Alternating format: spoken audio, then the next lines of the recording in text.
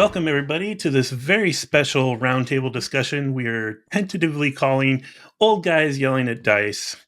I'm Matt. I'm joined here with three of my favorite content creators. We're going to do 4 rounds of discussion about topics relevant to the state of the hobby as we see it today. But before we get into that, I want to do some introductions. So first, from the AARPG YouTube and podcast channels, Nathan. Hey. Hi. Hey, Matt. Thanks for having me on here. Real excited to share my gray hair with some like-minded folks. But yeah, so I'm Nathan. I'm one of the hosts and the editor for the AARPG podcast YouTube channel. Just to give you the super quick elevator pitch, we're literally a bunch of friends who started playing an actual play during the pandemic, which has never been done before. We're truly unique in that aspect.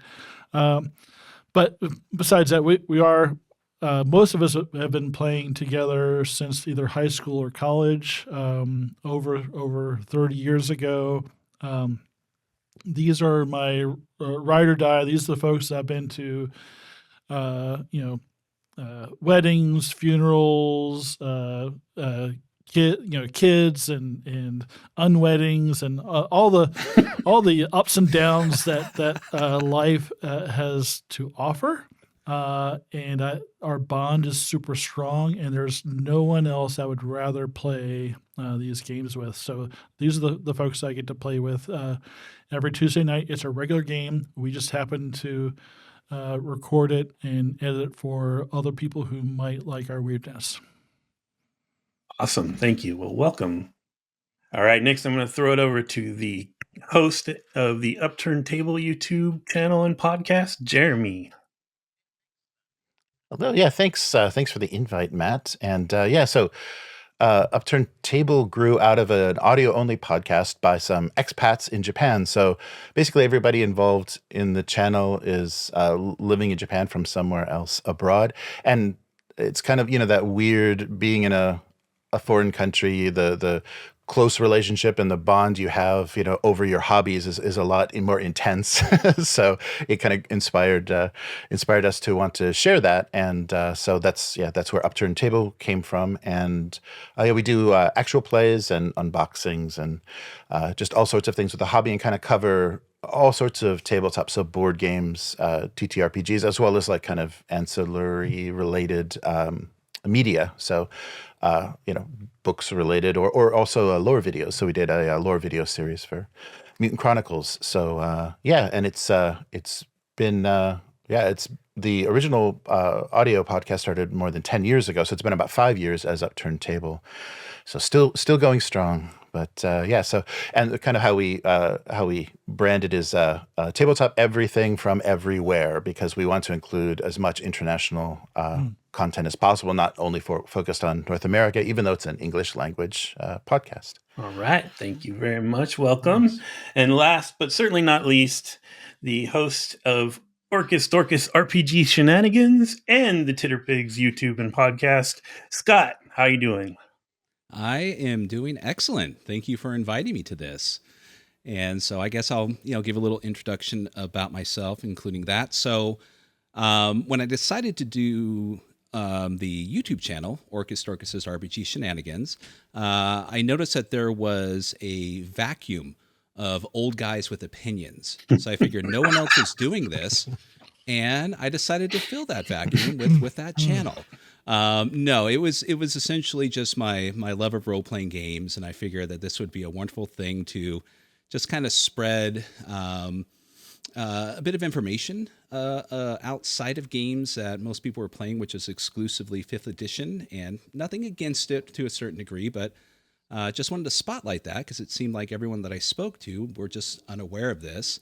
And I had also spent a tremendous amount of my kids' college fund on Kickstarter, so I figured, why don't we just unbox these and give a first impression, as if you were looking at it for the first time with me, as you would at a game store or whatnot. And as far as Titterpigs is concerned, Keith, I met during lockdown Got to know him through this, what was called the Michener Arms, an internet pub that was brought up by a bunch of UK gamers that I got to know. And what it was a weekly just get together. You know, it was on Friday evenings over in the UK, and it was just a place for people to gather and chat about games and other things. And it was a good way to end the week during lockdown, but it has continued on. And we get all sorts of, you know, it's not just, you know, no names like me, but we've had people go in there, you know, Paul Fricker, Mike Mason, just, you know, a lot of names will just pop in for a chat within the UK realm, because they're all buddies over there. I mean, it's you know, it's like an entire island full of Mean Girls cliques over there. So, but yeah, so that's the podcast came from that, with getting to know Keith, and we decided to, you know, go with the ridiculous name Titterpigs, which even now, what is that? Are you guys a bunch of male chauvinist gamers or something? Oh, and of course, we no. have to explain every time. Well, you see, and TTRPGs, and you see the light bulb, and then they're just like, would you like a T-shirt? No. So yeah, that's kind of it in a nutshell. But yeah, so it's fun. I enjoy it, but it is, you know, it's like a secondary hobby, and I started both the video and the audio with absolutely no skills, and have just kind of homegrown, picked up bits here or there. So I do enjoy it. It's fun, but you know, it's like, you know, it's secondary to everything else in life, you know, with family and kids and weddings, marriage and jobs and whatnot. But it's good fun. I enjoy it. Awesome. All right. Well, welcome all you guys. This is 3 time zones and a dateline that we're crossing right now. Yes. Jeremy is speaking to us from the future, so clue us in, Jeremy. Yes. So we're going to do 4 rounds. The first 3 rounds, I did the cruel game master thing and rolled initiative for you guys. And then the 4th round, we'll throw it up in the air and see what lands. So the first topic we're going to discuss is virtual tabletops and actual plays emerging from the pandemic and going forward from there. So I'm going to put Jeremy on the spot with this one. Jeremy, take over. All right. Well, I don't know if you want to really start with me, because my opinion early on of virtual tabletops was really negative. Yeah. An OSR group that I was with, when we couldn't meet because, you know, people couldn't get back from work fast enough, when we couldn't meet in person, we would get on Roll20, and the technology, this is pre-pandemic, just wasn't quite there. You know, people using the microphones on their laptops, or, you know, the lowest quality webcam that they could. So you're dealing with a lot of difficulty hearing, people talking over each other, you know, all of the typical things that you deal with any kind of video conferencing. But I think during the pandemic, we were forced, that was the only way. So we were forced to, you know, kind of make do, or make it work, you know, make it work if we wanted to game. And so I think a lot of people upgraded their equipment, and they may have had to do that for work anyhow. And so things really started to work a little bit better, make more sense. And I started to appreciate, you know, what we were capable of doing now on a VTT. And still, it was amazing how, like, one of the bigger platforms, Roll20, was kind of lagging in technology. None of them were particularly easy to use. We played a little bit early on, and I think Matt was in the Blade Runner game that we played on Astral. So Astral was something that DriveThruRPG was promoting, and that worked really well because it was a pretty simple learning curve and drag and drop. And so we had a lot of fun with that until it went away, and DriveThru allied themselves with Roll20. And so then we jumped around to a few other options to finish up that campaign. Owlbear Rodeo was one of the options, and we settled on Foundry, which has a pretty steep learning curve. So it's been an uphill battle, but I was really surprised how that's just made groups, and especially people that are divided by big geography, made groups able to meet regularly and actually have some decent interaction. I think once you get over the fact that you're going to have to kind of pause and kind of, like, you know, wait for the next person to talk, or kind of, you know, the game master has to kind of cue people to, you know, when they're time to to interact or do things, it works well. And so, as we've seen on YouTube and Twitch, a huge group of people grew out of the actual play community grew out of that, because people were doing that online. And it's like, let's just record it. And so it's kind of a little bit too much. And there are people that are putting actual plays online that maybe shouldn't. I mean, maybe us included, but there is just a lot of like really, really boring content where it's just they turned on the camera, they're recording their VTT, but everyone seems to be chasing that dream, that Critical Role dream, that someday they will be the top earning streamer on the Twitch platform. But I think the thing that's good about it is people are getting behind the scenes. My experience with early days tabletop role-playing games, it was like a secret tradition that was orally handed down. Nobody really told you how to game master.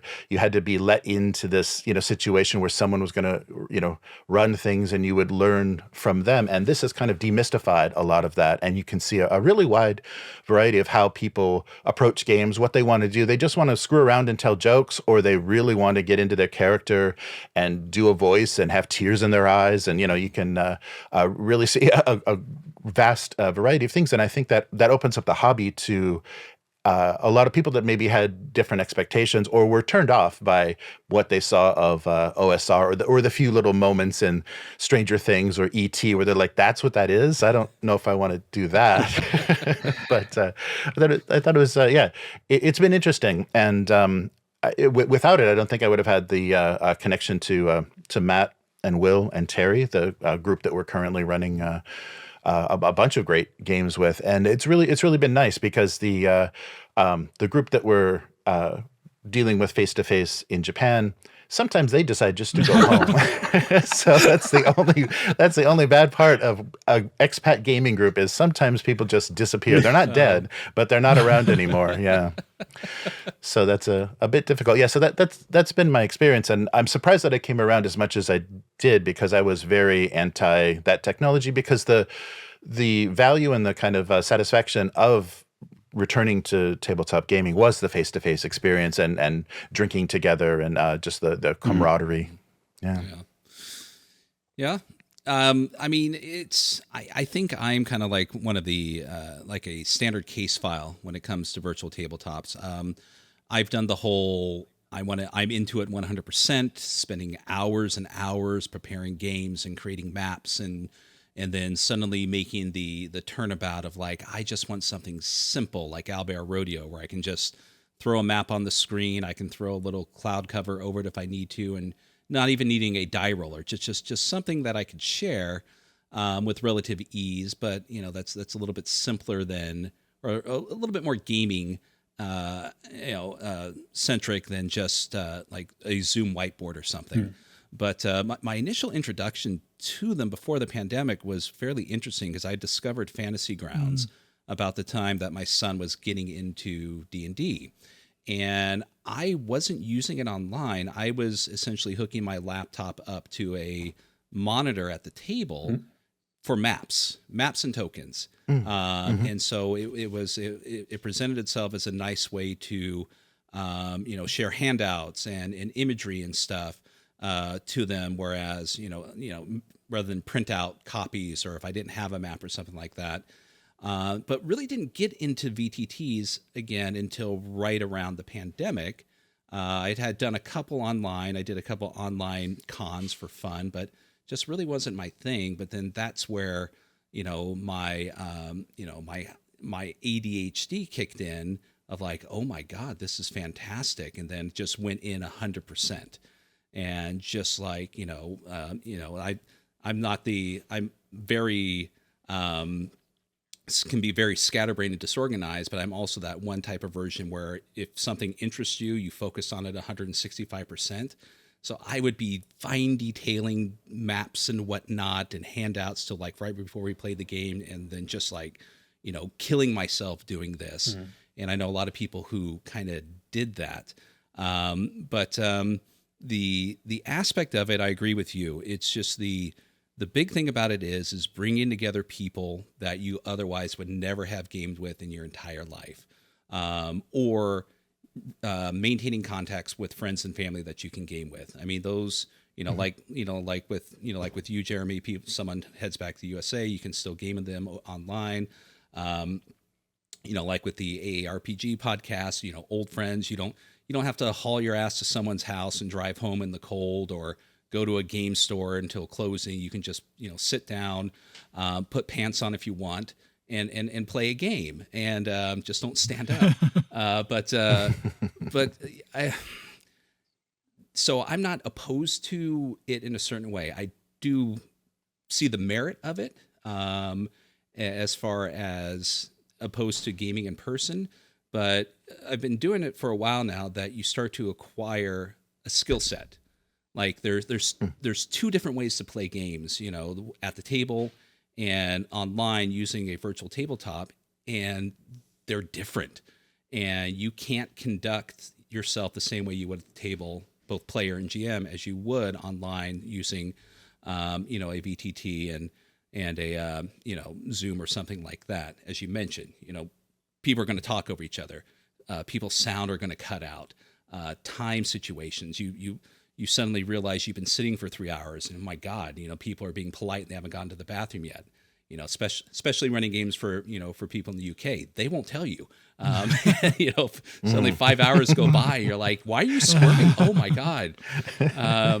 So it's definitely, I kind of feel like with all of these Game Master books that have been coming out as of late, including the most recent one by, Jason Alexander, I do feel that there technically someone should produce one like how to be a GM online, because it is a different set of skills and the way you manage yourself that, there's a lot of helpful hints and information out there that could help people, probably run games and that could be why a lot of people just get turned off, because they had that initial experience of it, like, it just fell apart. People were talking, we were having issues and whatnot, and I couldn't do this, I couldn't do that, and it just didn't have the same feel.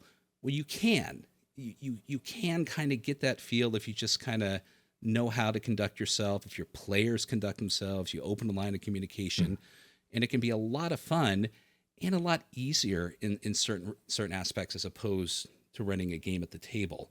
I don't have to print out stuff. I don't have to spend money on maps. We don't have to worry about miniatures or anything like that. We can have music and sound effects. We don't have to worry about the table next to me playing Magic the Gathering, screaming their heads off while I'm trying to read a handout for Call of Cthulhu.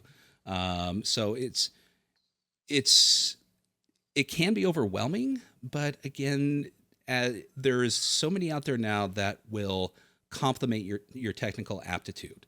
Be it scripting for Roll20 or Foundry, or as simple as Owlbear Rodeo, where you just plop a map down. That's all you need, and you're off and running. And even that, just you've got a little thing you can draw little squiggly figures and whatnot, and write down notes.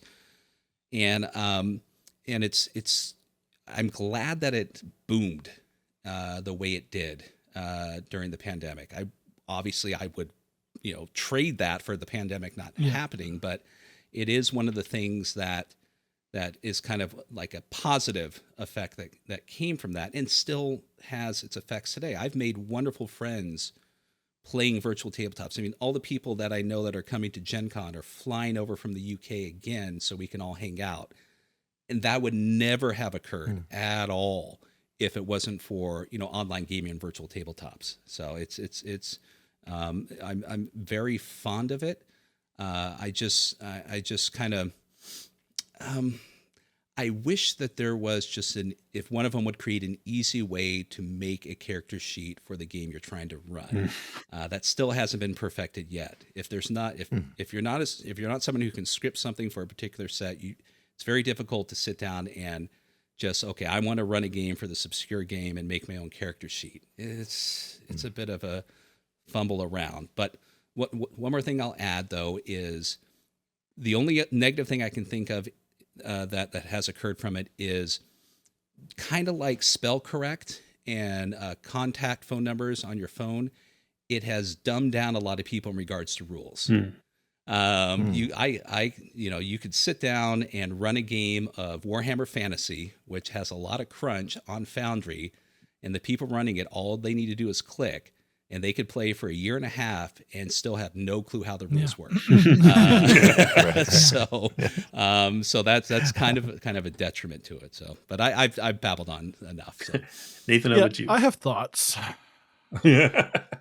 So I was an early. I remember Fantasy Grounds was saying it, and I never really tried it, but I was an early adopter of Roll20 and dabbled in it quite a bit when our friend Malcolm moved to Tennessee. Is one of the ways we kept going, but we didn't use their video and we didn't use their audio.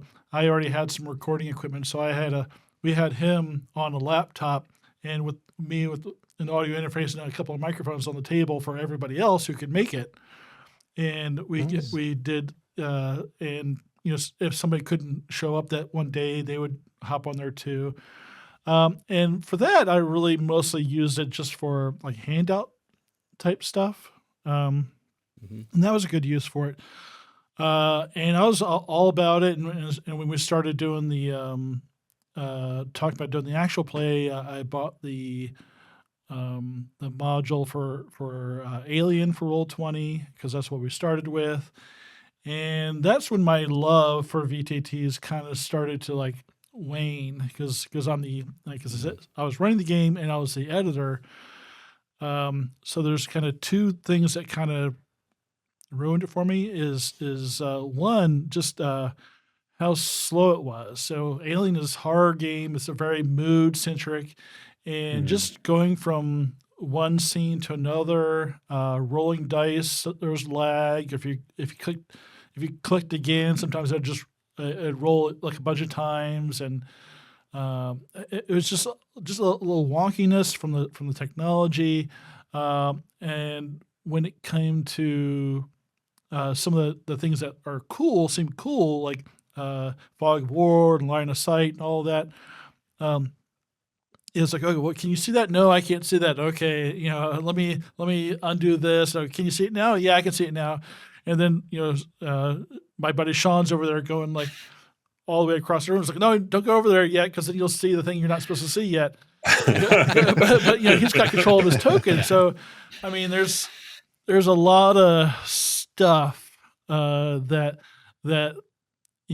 unless you are an absolute expert at automating all of those things and like setting up trigger points where if a token passes a certain point, and that like I personally don't have the time to learn. I have the capacity, but I just don't have the time.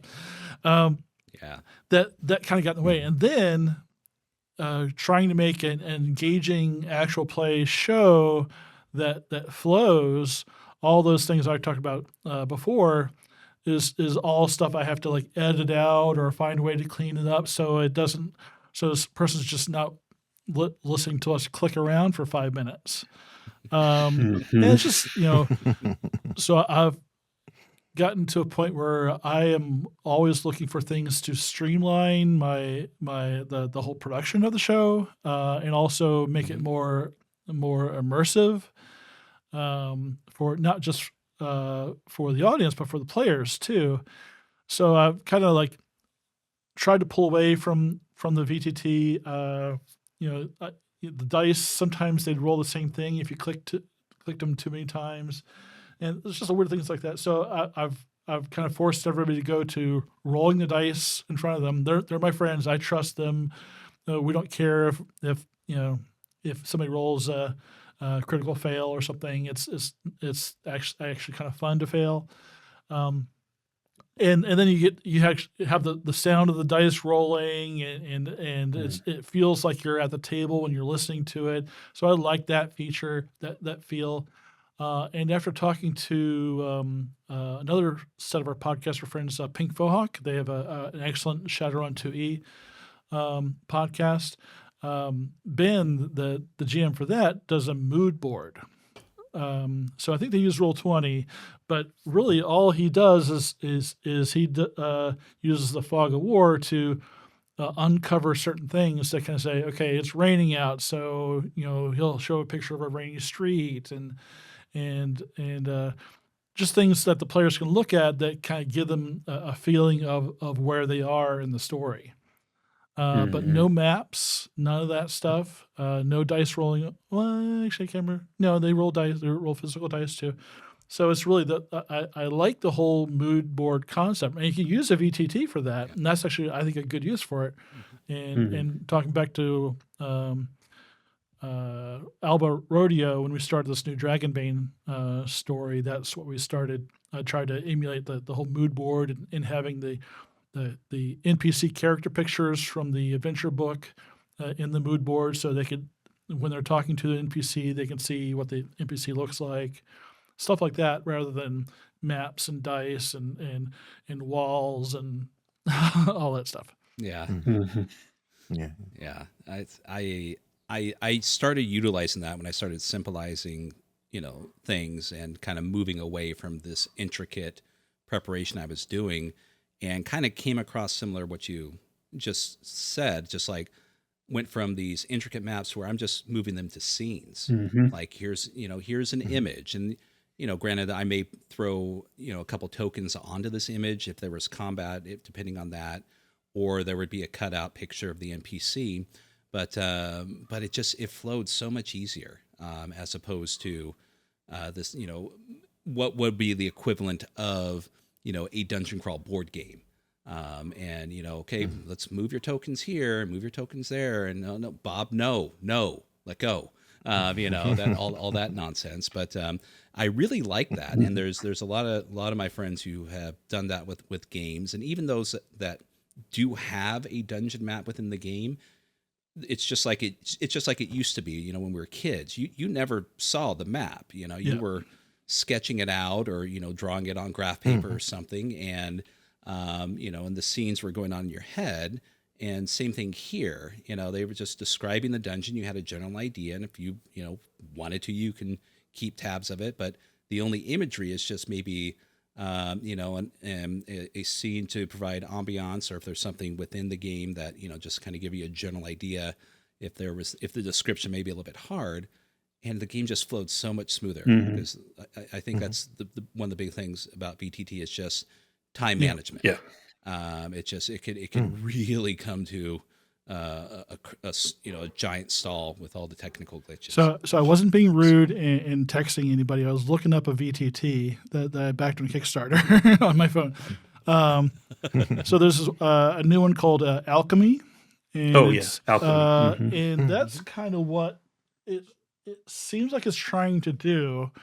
So you have the camera view of everybody, and then you have like a background image and background sounds, and you kind of control the scene that way. So there's so like if you're playing Dragonbane, they have a Dragonbane module, and you can kind of play the sounds and like a visual from the place you're in. But there's this they don't have. I don't think they have tokens. I think it's just that they might show the map, but I don't think they have tokens on there. No, they do. They do. Okay.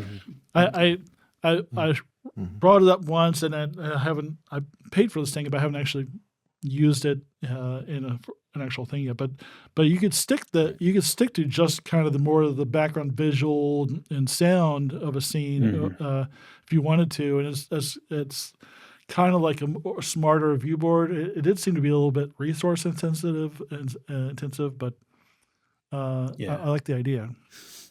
We when I run with Jeremy and the other guys that we play with, I use Alchemy, and Alchemy I love it. It's improved a great deal. I mean, we've been playing it since the early part, and you have a scene, and that scene can be a looped MP4, so you can have bugs buzzing around and flickering light and what have you.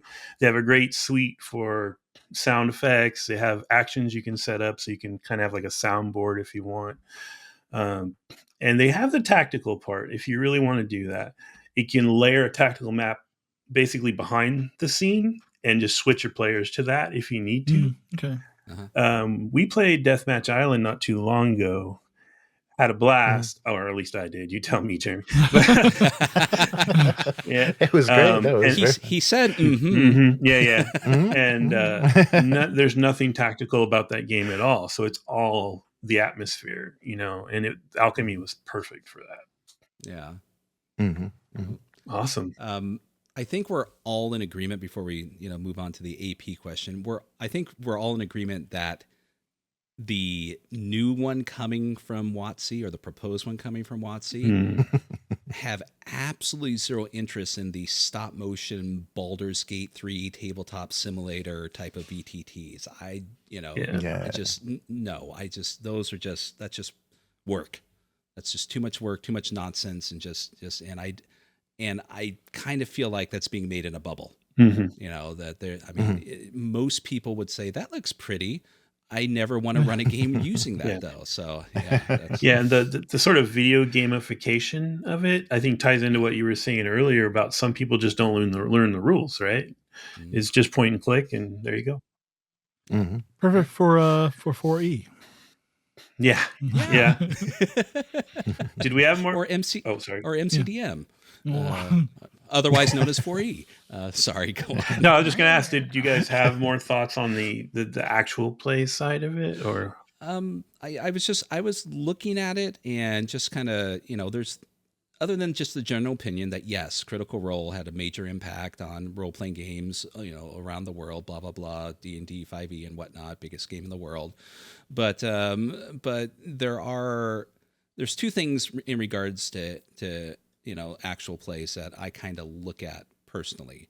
I'm a big fan of the format, like, kind of what Nathan does. It's a group of people who are playing the game for the sake of the game. They're having fun. They have chemistry because they're friends. And, there's a bit of technical aptitude to it, which is nice because I, prefer, good sound, decent video, some sort of knowledge of the game. I don't want to sit there and watch, Nathan's friend complain about his job for 40 minutes as they're playing the game, that kind of thing.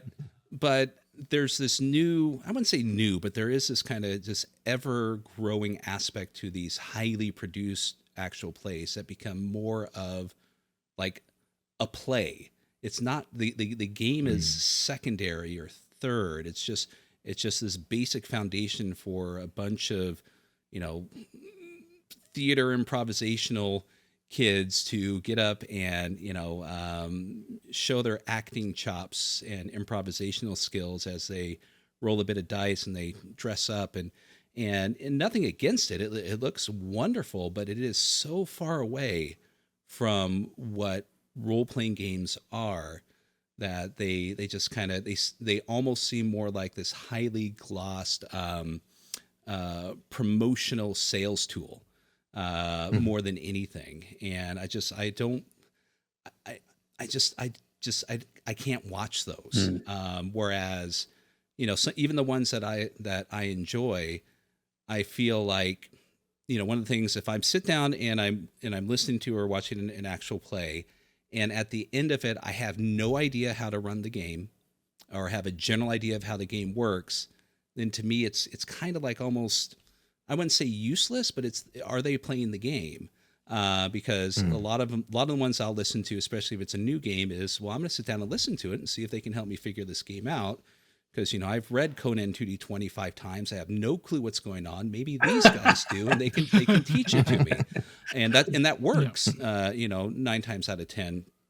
But it's just these, these big presentations, and, it becomes just this theatrical event, and just like, well, that's nice, but if I'll just go watch a movie at this point with better production and better acting, but yeah, I don't know what that impact implies, but it seems to be more like, well, Chaosium is doing that. Chaosium is producing these high-end actual plays, whereas some of the ones I've recently discovered is, like, one I enjoy is that I recently discovered is Mystery Quest. It's done by the people who are part of the Yogs cast. They're a group from the UK, and they do a lot of video game streaming and other stuff.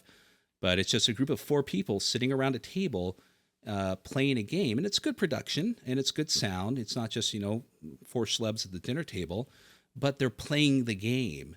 And, they're not even using virtual tabletop. It's just four people with their sheets and they're rolling dice, and the camera's focused on the GM in the center.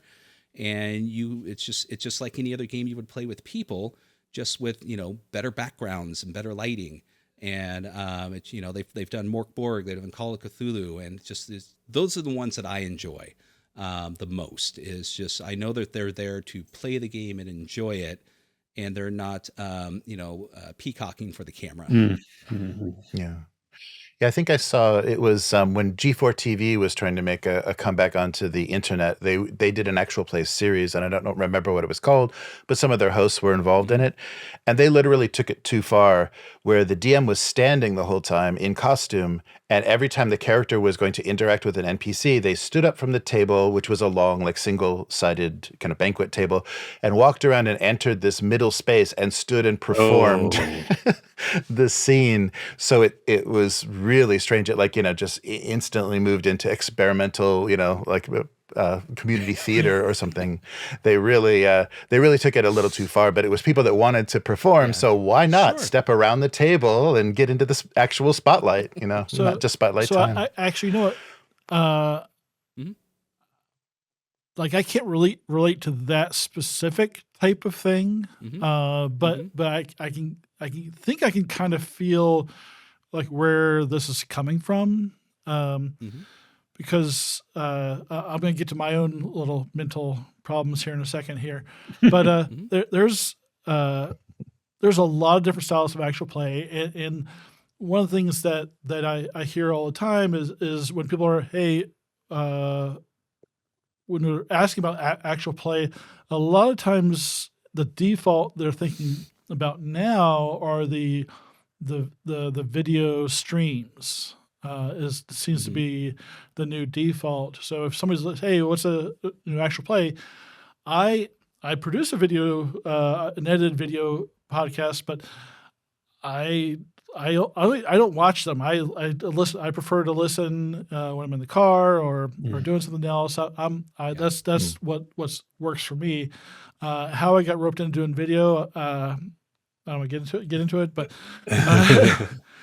so. Like I tend to recommend audio-based actual plays. One is because I like them. That's what I like, but I want to make sure that folks like, hey, that's a whole other medium. That's a valid medium for actual play. So there can be a lot, and there's categories in that too. If you look at like Tale of the Manticore, it's a solo actual play. He's playing the game, but it's all solo, and I think that's really cool. That's really neat, and I can appreciate it. That's not my main go-to. I like the friends around the table, like Nerd Poker and those types of games.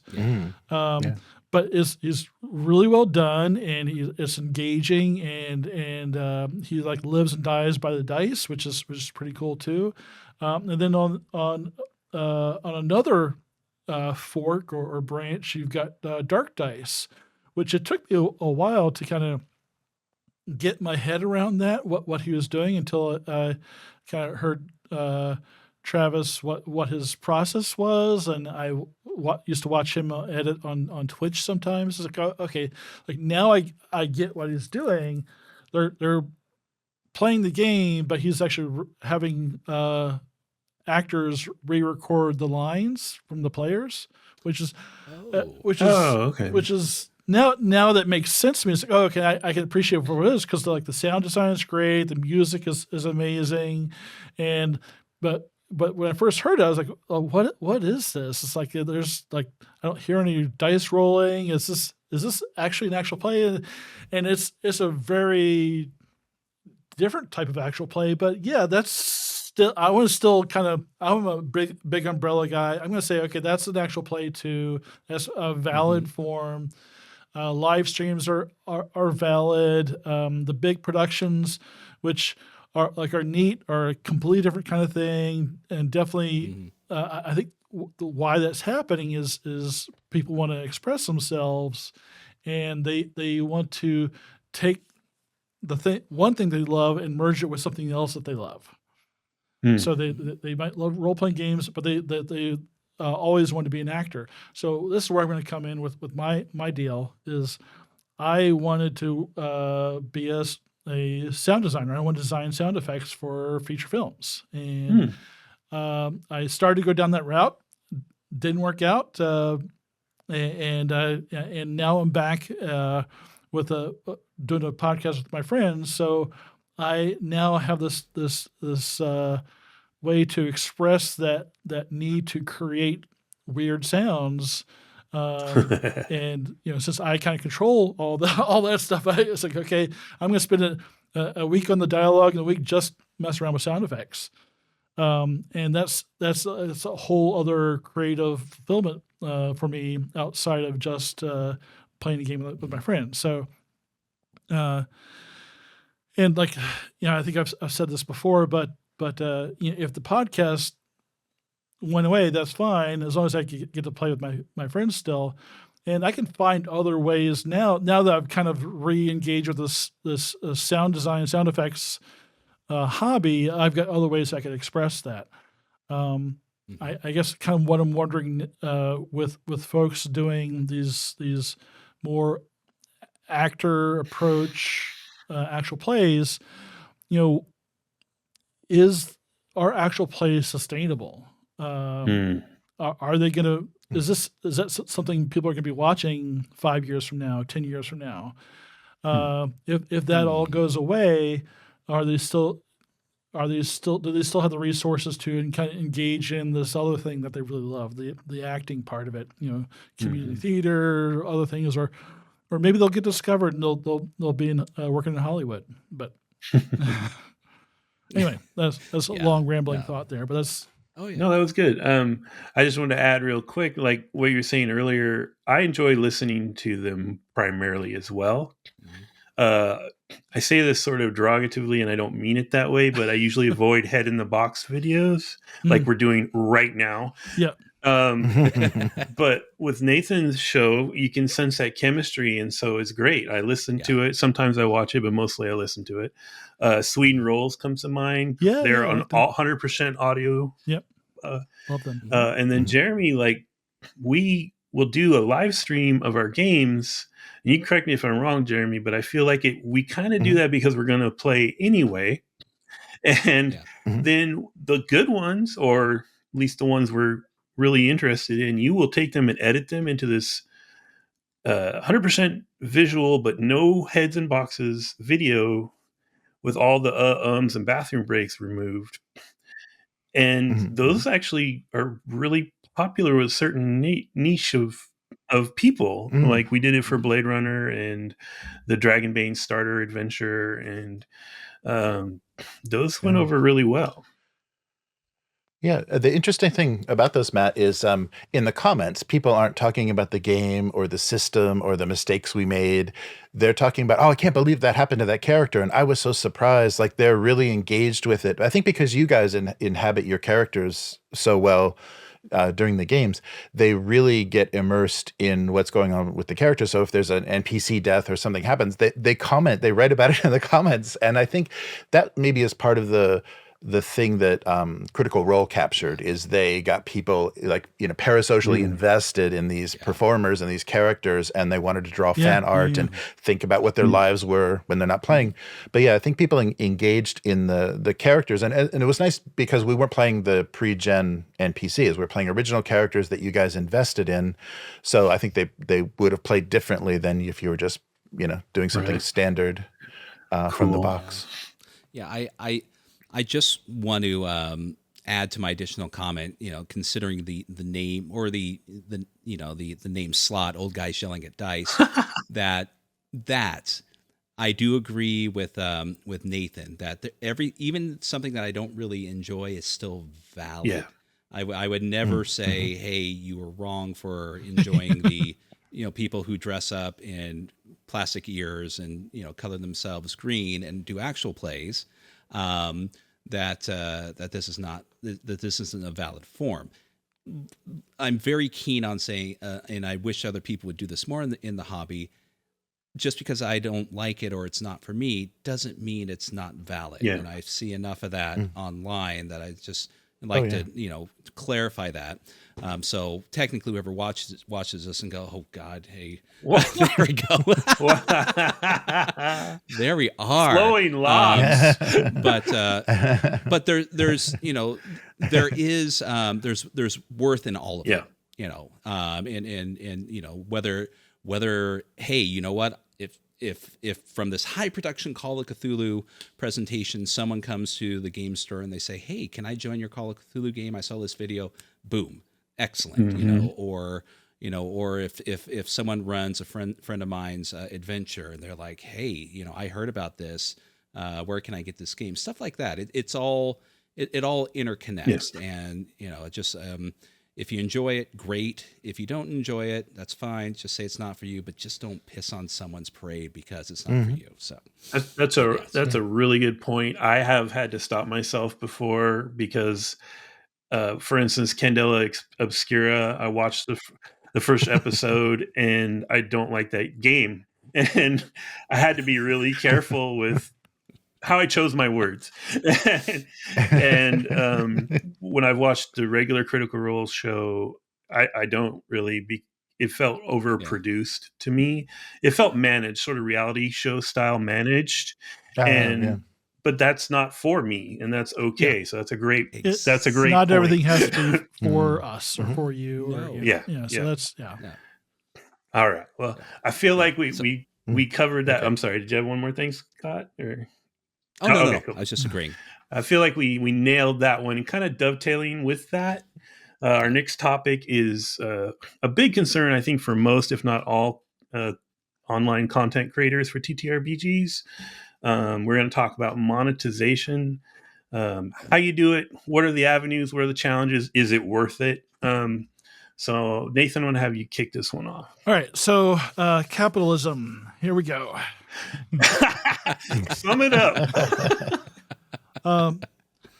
So I've been talking to other creators and different types of and I'm starting to divest from TTRPG. I'm reclaiming RPG from the video game people. Taking it back. I'm sorry, Scott. I am not going to be called a pig, so you can take it back, but I'm going to pull away too. So go on. That's fine. So,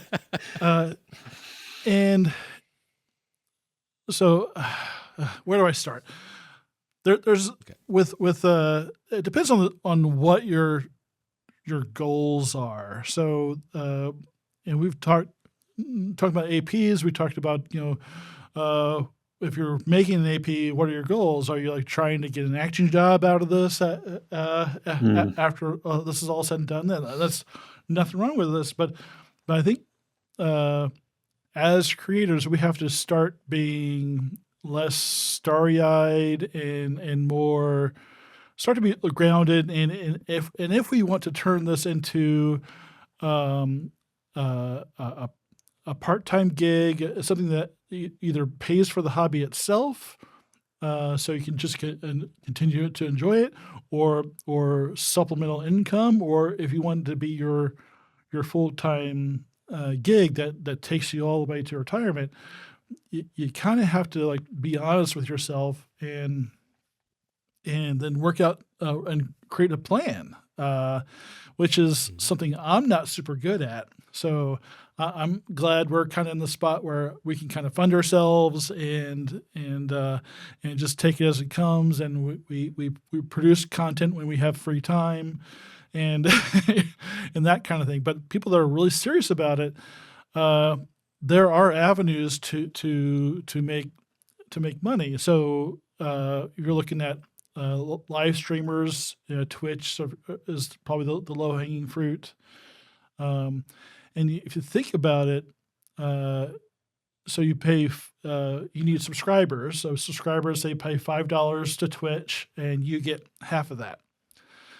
So if you do the math, depending on where you live in the world, and if we're talking about the U.S., if you have to where you live in the U.S., you may need 20,000, you may need 40,000, 50,000 subscribers to make like a living wage where you can afford a place to live, and you don't have to go beg your friends for money when your transmission breaks. So I mean so it's doable. People are doing it. There's streamers out there doing it.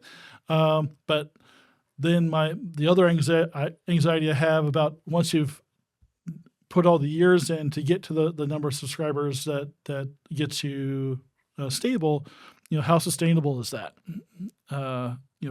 Will that be around in 5 years, 10 years, and where will you be left what if you get strikes on your account and you just lose everything for someone complaining about your content and you maybe did nothing wrong, or maybe you did something wrong and you or learn from it, but you don't get all that back. Once you've kind of crossed the threshold, you're done as a content creator. So anyway, that's where I'm starting from. Any thoughts on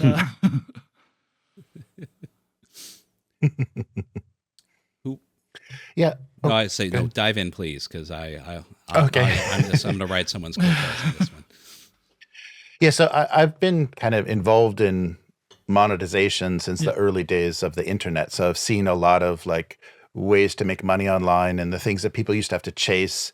And this is I think things are better and you have more access to things than ever before, because now that we have ad platforms that are actually going to serve, decent, ads. Of course, what comes with that is censorship and people judging your content and the risk of offending the platform.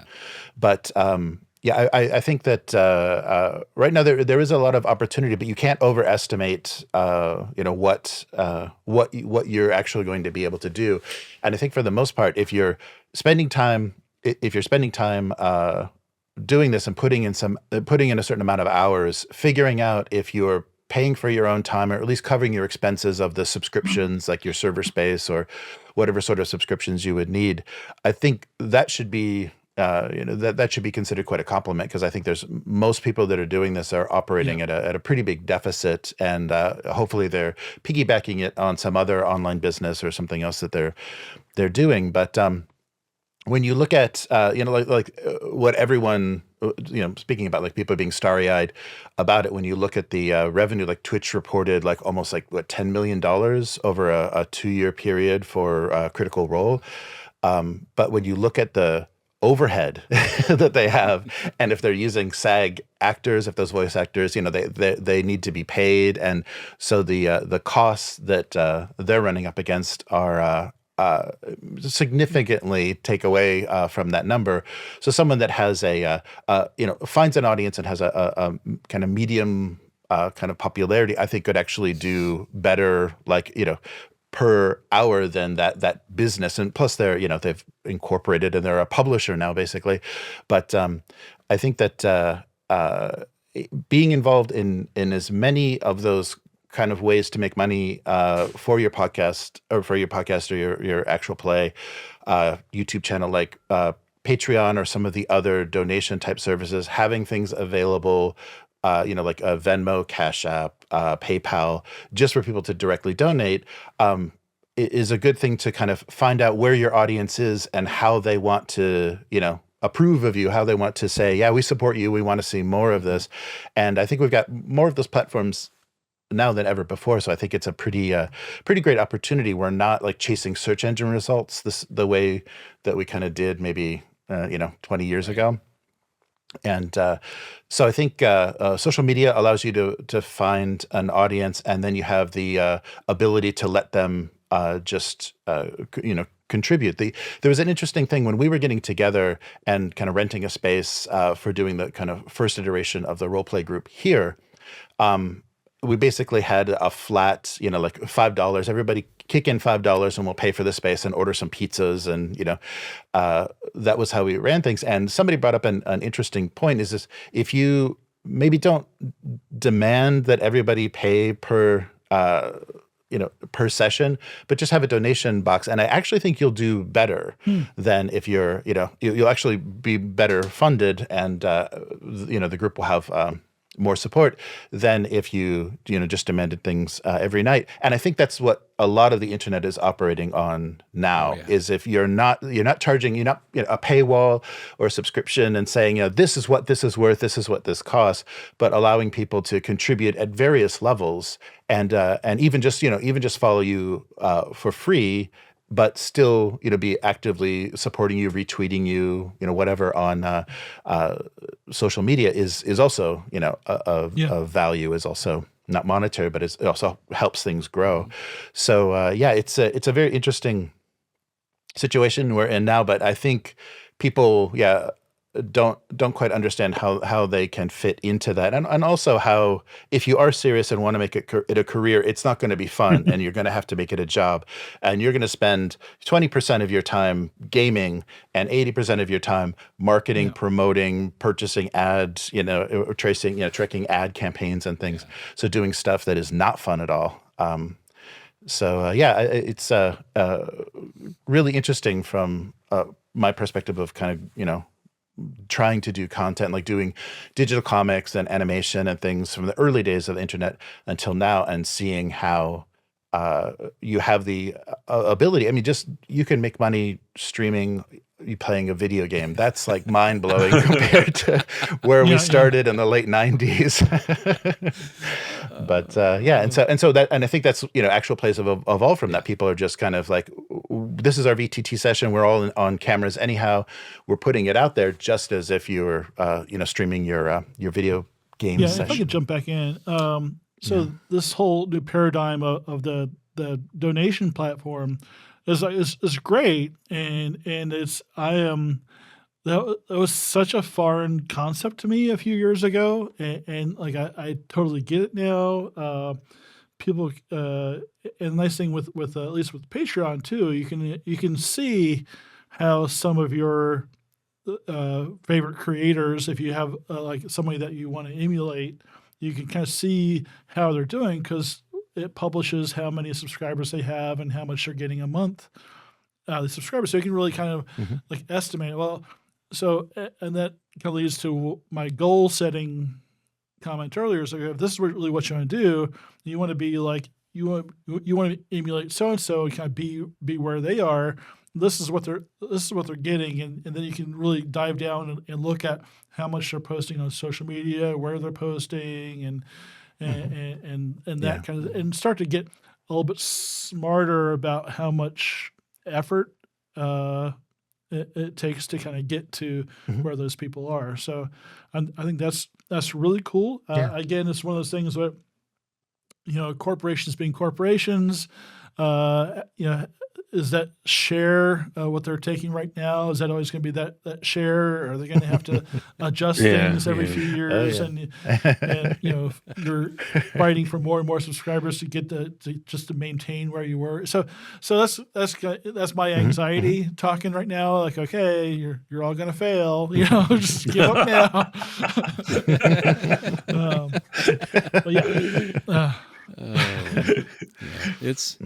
It's interesting because I'm in a bit of a different boat, because like I said earlier, the whole YouTube channel thing and that rolled into the podcast has kind of been like just an adjacent part of my hobby experience, because it quite literally is just almost like another hobby that I fell into: the video editing, the sound editing, and learning Photoshop, and image creation and all of that. That if I was a younger man and I didn't have as many responsibilities as I do now, I still have younger children. I know most of you with kids, your children are older, or somewhat older, or even out of the house. So maybe there's hope yet once they get the hell out. But I'm also self-employed. So there's I'm used to that hustle of like, I've got to keep this ball rolling in order to maintain my business. And it's the same type of aesthetic when it comes to something like this. It is a hustle. You just can't throw a video out there and say, yay, 4 million views. Well, you can, but those are the freaks and whatnot. But it is one of those things where I know if I wanted to, if I had the time, or if I if I somehow got some sort of little bit of capital to make it a full-time thing, I know I could probably focus on it to make it work. But it's a lot of work, and I feel a lot of it is. Most of my friends that I know who have a popular YouTube channel, like you mentioned earlier, this kind of is a supplemental form of income for the hobby. Because what it provides them is they get a bit of extra cash. It's allowing some of them to fly out to Gen Con or buy Gen Con tickets. It also provides them with books, because a lot of them are provided books for reviews from some of the companies and whatnot. And but none of these are anywhere near any sort of full-time income producing thing. But what it has done, like with Bud from Bud's RPG Review, or even Seth Skorkowski in a bigger format, is it focuses on their other things. Like Seth's an author, so this is a platform for him to talk about games, but also take a look at my books, whether it be his novels or the RPG adventures or games that he's worked on. So even within the monetization of, your podcast or your YouTube channel, you're still spinning additional plates, because it's almost, you need to constantly have a side thing to keep the direction going and flowing. And for me, even though there's another aspect to it, because like I said, this has just kind of been like, I'm just doing this for fun and for love of the hobby, comes the Catholic guilt of like, oh, I've had this, hey, give me a donation on my channel for months now, but I very rarely do I say anything about it or offer it up or even show people it exists. It's just kind of in the corner of the of the page. But it's just one of those things where it's like, at the end of the video, me going, oh, and by the way, if you like this video, click this button and give me money. And then after, an hour later going, should I have done that? But it's different with the podcast, because it's both Keith and I, and so it's a 2-person project, and we have we are doing more things through that than I do through my channel. So when we started the Patreon, it was essentially a way for us to pay for the help pay for the software subscriptions that we have for something like that. Upgrading our sound equipment, because our focus is more on audio because of the podcast. We are doing interviews. I'm representing Titterpigs when we go to Gen Con, so that's the funds are going to that. And so since it's a wider project, I don't feel quite as bad, because there's 2 grown adults with full-time jobs and families doing this thing, so we're both providing our time, and it doesn't feel as bad, because we're sharing the whatever minimal amount that we get to do it. But again, I know if we actually had time to do the hustle, we could probably make it more so than what it is. But we still have that same approach as, yes, we're doing this podcast for fun. Anything we get in is nice, but we're not necessarily doing this to sustain anything just outside of just how we, what we're doing within the hobby. And, if someone sends us a free book to review, great. If David Larkins, the author of Pendragon, runs an actual play for us on there, hey, it was worth it. I mean, all these little things that may not have monetary value still just makes it so much worthwhile to be able to do it. But with that, for those who are watching or listening, know that, if you decide to do this thing, obviously do it, but be aware it's not cheap. It is. There's definitely some, cost prohibitive aspects associated to it. If you want to, get something that sounds better than you talking into your, PlayStation 2 mic or your 720p camera or something like that, because that's what people have come to expect over the years. If you have bad sound for a podcast, or your video is just not looking too good, people are just going to go, they're not even going to bother. And it's so yeah, it would be nice to say, hey, guess what, guys? I bought all this new sound equipment. Would you mind giving me $500 because, and so I can, so Keith and I can argue about 5th edition next episode. So yeah, it's kind of that.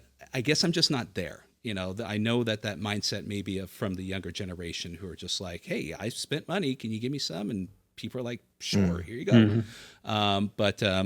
So it would be different if this was something that, if I was younger doing it, you know what I mean? It would definitely, I could see it happening, but I also agree with Nathan, the sustainability of it all. It's just, I mean, when I'm 85, which I'm sure I'm not going to be recording anymore, are people still going to be looking at, my video about, weird frontiers? And if they are, why? Historical. Yeah, exactly. Yeah, I've talked. We've done a bunch of interviews, so we've talked to a lot of smaller creators. Some folks just doing creating stuff for drive-through RPG and stuff like that, looking for some supplemental income that way. And it really is like getting just there's so much white noise out there, not just us four, but there's so much white noise on drive-through RPG. That's a good. I think we got a title. We found the name. I don't know how well that'll go over, but it sounds delicate. It'll hit on the Twitter crowd. They'll love it.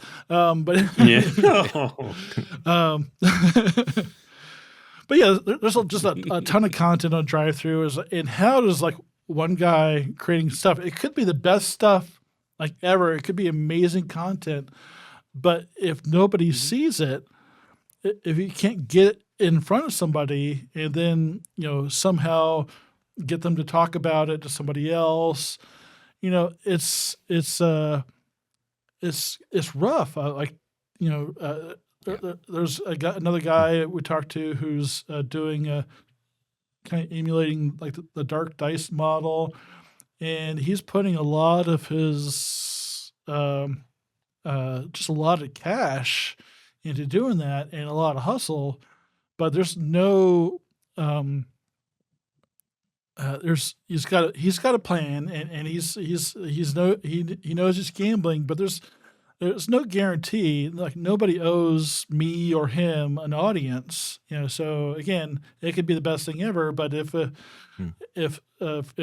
people don't like it, if people don't talk about it, people don't share it, then then it's not going to go anywhere. So it is a little bit like going to Las Vegas and say, okay, I'm gonna go to Las Vegas for a weekend. I'm gonna lose $1,000 and then I'm done. And I think that is like a healthy way to kind of look at playing this game. So, I also think platforms make a big difference in all the different revenue platforms. Like a really interesting example is Chris, my co-host on the Weekly, posted Brighthammer, kind of a rules light RPG system, classless RPG system that was originally posted on itch.io as pay what you want. And then she decided, well, I'll put it on drive-through RPG as well, because I think that's a much bigger audience. I'm basically talking to the indie, probably a lot of other designers on itch. Let me put it on drive-through RPG, pay as you want. Revenue on drive-through RPG is zero, because everybody, if you ask them on drive-through what they want to pay, they want to pay zero if you give them that option. Pay what you want on itch.io would be like vibranium or some insane level on drive-through as far as the revenue she's making there. Wow. So when you find your audience and what they want to support you as a creator and where they where they find you, it makes a lot of difference. And so I think, and we're at this time too where certain platforms, even like, video platforms, have political affiliations or just kind of assumed political affiliations. So it also limits the number of places you can put things. You should be able to put what you produce everywhere, so the audience that wants to watch you can find you. But we're at this day and age where you may not want to put something there just because people are going to assume things about your content or you as a human being. Yeah. So it's but I think having but finding that audience, reaching out, like having a Patreon, setting up YouTube or sorry, setting up a YouTube channel and then having Venmo or PayPal or something available for just donations. I think you're going to find where the people want to see you and how they want to support you. And also when you diversify like that, these platforms are going to at some point start, when Nathan was talking about the longevity, they're going to start dropping off. They're going to, finally admit they've never made any money and disappear. And you don't want to be 100% invested on Patreon or any specific, revenue or donation platform where you have a balance that one day just goes to zero because the website, no longer exists. If you're making money.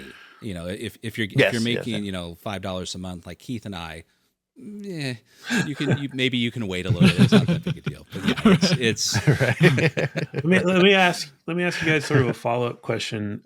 Because all of you do different formats on your channels, right? Mm-hmm. We've got actual plays, we've got unboxings, we've got interviews. I think, Scott, you were calling some of your things not reviews, but sort of overviews. First impressions. First impressions. Okay. Do you pay close attention to the views and feedback for the different formats? Do you chase them when they peak? Do you get comments from, you think, a different sort of person based on the format? Like, how has that been for you? Okay, I'll go first real quick since I was laughing. The answer is yes all around, and I'll go into details, but the real description is realistically none of it makes sense because of the amount of people out there and their perception of things. But popularity wise, I'll start with the podcast is when we first started the podcast, we were kind of doing a 3-part format, and we would have like the interspersed with, a ridiculous skitty title or whatever for it. And that just got stupid and complicated. And what we had found is even though we removed the skitty transitions and just had music just play, in between, the more natural our conversation was, because we don't really script out anything on there unless, we'll have bullet points if we're interviewing someone. But the more natural the conversation is in that particular format, if we're doing like a topic conversation like we are, the more people enjoyed it and the more listens it got. Likewise, when we dabbled into the actual plays, because the ones that we did were the creators themselves. They would come in and run their game for us, usually after we did an interview with them, or they would be within the same episode. The actual plays, we thought no one's going to listen to these things. They got a ton of listens. I mean, I think our current most popular episode is the David Larkins running Pendragon starter set for us. And it shocked us, and we're like, we should get more people on here to run their games. This is fantastic. And people enjoyed it, and it's fun. I mean, it takes the pressure off us. We're just like, hey, dance monkey for our podcast, please. So it was a lot of fun, and looking at that, but just the general popularity of our episodes is, if I want to say the most popular, the most ones that people listen to the most are, topic conversations where Keith and I aren't, where we have opposing views on certain things. Roundtable, when we have guests on, and the actual plays, kind of in that order. And I pay attention to them. a little bit more than Keith does, because I primarily, when the podcast, in regards to the podcast duties, is, I'm the one. Keith will edit out the ums and the ahs. I will sync them up, send it to him. He'll edit out the ums and ahs, send it back to me, and I'm the one that glues it all together, puts out the thumbnails, does the promotion, pastes it all over the social medias and all that. So I've got more of the my thumb on the heartbeat of who's doing what. We don't get a lot of comments on the podcast. We've depending on the subject, like when we did safety tools, surprise, we got comments on certain things regarding our opinions on some of the things we spoke about. But every once in a while we'll get here's a topic suggestion, or we'll get a comment on social media. So as far as feedback is concerned, we're just going strictly off listens. This is what's popular, and most of the people that give us feedback are people that we know. So it's like mom putting the drawing up on the refrigerator, like, this is nice. It's like, what'd you think of it? This was nice. So the YouTube channel, though, that thing's a different beast. YouTube is this weird entity, in my opinion. I celebrated the day that I got my first negative comment. It was so great, because I just been hoping for so long to indulge myself in the nightmares that I've heard from other people. And so mine is all tabletop role-playing games, right? And my most popular video I did that has the most views is, just for fun, I decided to do a page through of a Frazetta art book. And it wasn't the super priced one that the highly priced one that came out. It was just a maybe a $39 one, and I'm going through the artwork of it, talking a bit about it, appreciating the art. I'm really big on art and role-playing games and whatnot. The most commentary, the most views, and people arguing back and forth on there, regarding, he has a bit of a sordid history in there, but also people just flat out saying, this is a crap video. Why are you doing this? Or this artwork is atrocious, or it's not Franzetta, because I spent the first part of it mispronouncing it by mistake. Just because it's one of those things where I'd been calling it Franzetta my whole life, and it's Frazetta, and just all of that stuff, but yeah, it's got the most views. I'm like, why so I just so it made no sense. And then so I have no rhyme or reason for the YouTube channel. It's primarily, I do the unboxings with the first impressions. I've had a couple ones where I've had this short run of some interviews on there where I had 5 or 6 interviews, which were great. They haven't garnered as many views as any of the unboxing videos, which was surprising. But people still, enjoyed them. And every once in a while, for a short run, I'll have my son and his friends on just for commentary. We did a bit of commentary when 1D&D was announced and the rules were presented, and they had opinions of it, because they're why are we changing these rules? This is stupid. So I'm like, here's the teenage point of view on what everyone's complaining about. And so and I also will do the occasional deep dive. Like one time I just got out, I said, well, today I'm gonna do a deep dive of the AD&D second edition player's handbook. And I'm just gonna flip through that and kind of, just essentially do a read through, so to speak, with some commentary, but not, word for word. And that's my second or third most popular video. And that still gets comments of people still arguing, within, AD&D is the best. No, shut up. You're wrong. And, and what about 4E? Well, you shut up. And so none of it makes any sense as far as why certain videos, to me, get the most views. And I would have no idea how to market that if I was trying to, monopolize on it and monetize it, because it just runs the gambit. So sorry for talking so long. No, that's good. How about you guys? I guess you want to go, Jeremy? No. Oh yeah, no, go ahead, Nathan. So I mostly pay attention to YouTube. I do most of the social media posting except for the official AARPG Twitter account. I'll let Matt have that. But everything else, I do the posting. I follow YouTube probably way too much, and it's funny. I've kind of figured that because we do so much free league stuff, probably about 40 to 50% of our viewership is that part of the world. And even like on the podcast,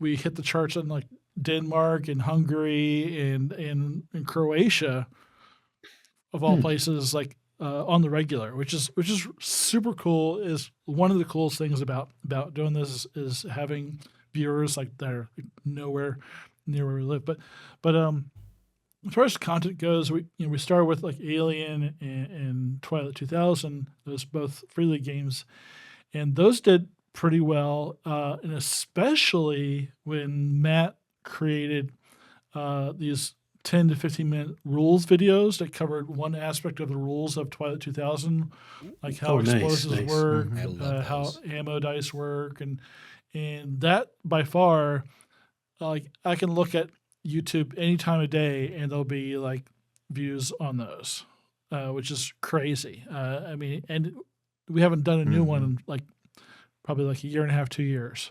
So like every day somebody's watching those.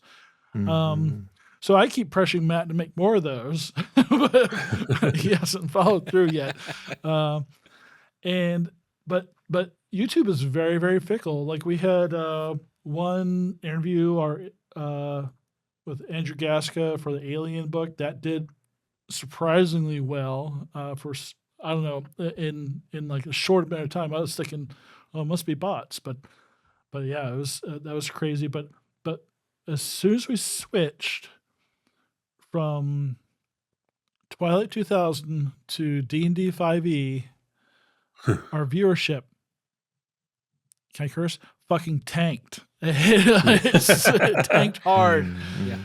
We developed this new game because we're one of the first ones to do like a longer form Twilight 2000 game and free league audience, and they had zero interest in D&D 5e. Like the actual game, we had so much fun playing it. We did like 2 seasons of it, but it's probably our least watched stuff, even though like I think it's amazing, but it doesn't really matter. It's not what people want to watch from us. So, yeah. So social media posting out there is super fickle. You know, sometimes you can figure out some things that are going to hit, but just because it hits once doesn't mean it's going to hit again. Yeah. So yeah, it's pretty fickle. Nice. Yeah, I found very similar to what Nathan's talking about. I think the things that have kind of endured and are kind of like almost evergreen. Well, it seems like, especially for YouTube, there's 2 kinds of entertainment or things that people are looking for, like utility, something with utility that has information so they can learn something, be taught something, experience something that they're curious about, or just something that's entertaining that is just funny or has a story or something that they want to follow. So I've noticed that we've had like successes in kind of both of those areas, and it's difficult because YouTube, the things that will instantly perform the best are something people haven't really covered yet. Like when the quick start comes out for a Kickstarter and it has an adventure and you can play that, it has enough of the rules, you can play that. We did that for Dragonbane and we did that for Blade Runner. And those got a lot of attention because there just wasn't that much out there. And we presented it in a decent enough way that people that were excited about what that was or waiting for waiting for fulfillment of their pledge had something to kind of tide them over or keep them excited about it. And then when we did similar to like the rules type videos, we did lore videos for the Mutant Chronicles setting for Modiphius's third edition. It was third edition of the RPG, and specifically set it for that so people that didn't know that world, hadn't followed it from the other sources, could kind of get up to speed. And I think those work well because most of the rule books try to do that, try to give the players setting. But when it's presented on YouTube, it has both that entertainment and utility thing because they can get up to speed with what they're going to be dealing with in the game, and also it can be entertaining. Yeah. But yeah, it is very unpredictable. You don't know who's going to catch onto something posted on the official forum for that game or that company or a popular subreddit or something, and then all of this traffic comes in, and it stays there because people keep upvoting something or liking something, so it kind of stays there. But chasing that is really a losing game. You're going to spend a lot of time producing a lot of stuff it's just, for so much of that stuff, it's diminishing returns, that something will hit and somehow it got well seated in the algorithm, but you can't ever capture what that was again. And even with taking our actual plays and breaking them up, the first part of it always has huge views, and then people don't ever make it to the end. They kind of, it falls off just like a streaming series on Netflix. Kind of people never finish it.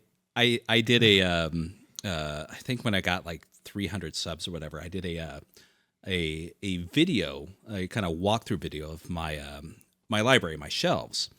And I thought it was going to be an easy project because essentially I was just flipping each book out, this, and if I had a story to tell about it, I would. And the first one I did was maybe like an hour and a half, close to 2 hours long. And someone said, "Oh, no one's going to watch that. That's just way too long. You should cut it up."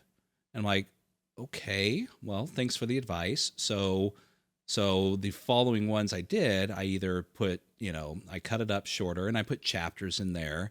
But for whatever reason, the initial video, which was almost 2 hours long, got the most views. But then when I cut it up or made it shorter, it was very sporadic. And I'm like, this makes no sense, because I understand. It's like, who's going to sit there and watch some schlub go do a video shelfie for 2 hours? Well, tons of people. And I'm kind of warning them, like, if I just, if I did the whole thing and put it out in 4 hours or whatever, would people have just watched that rather than...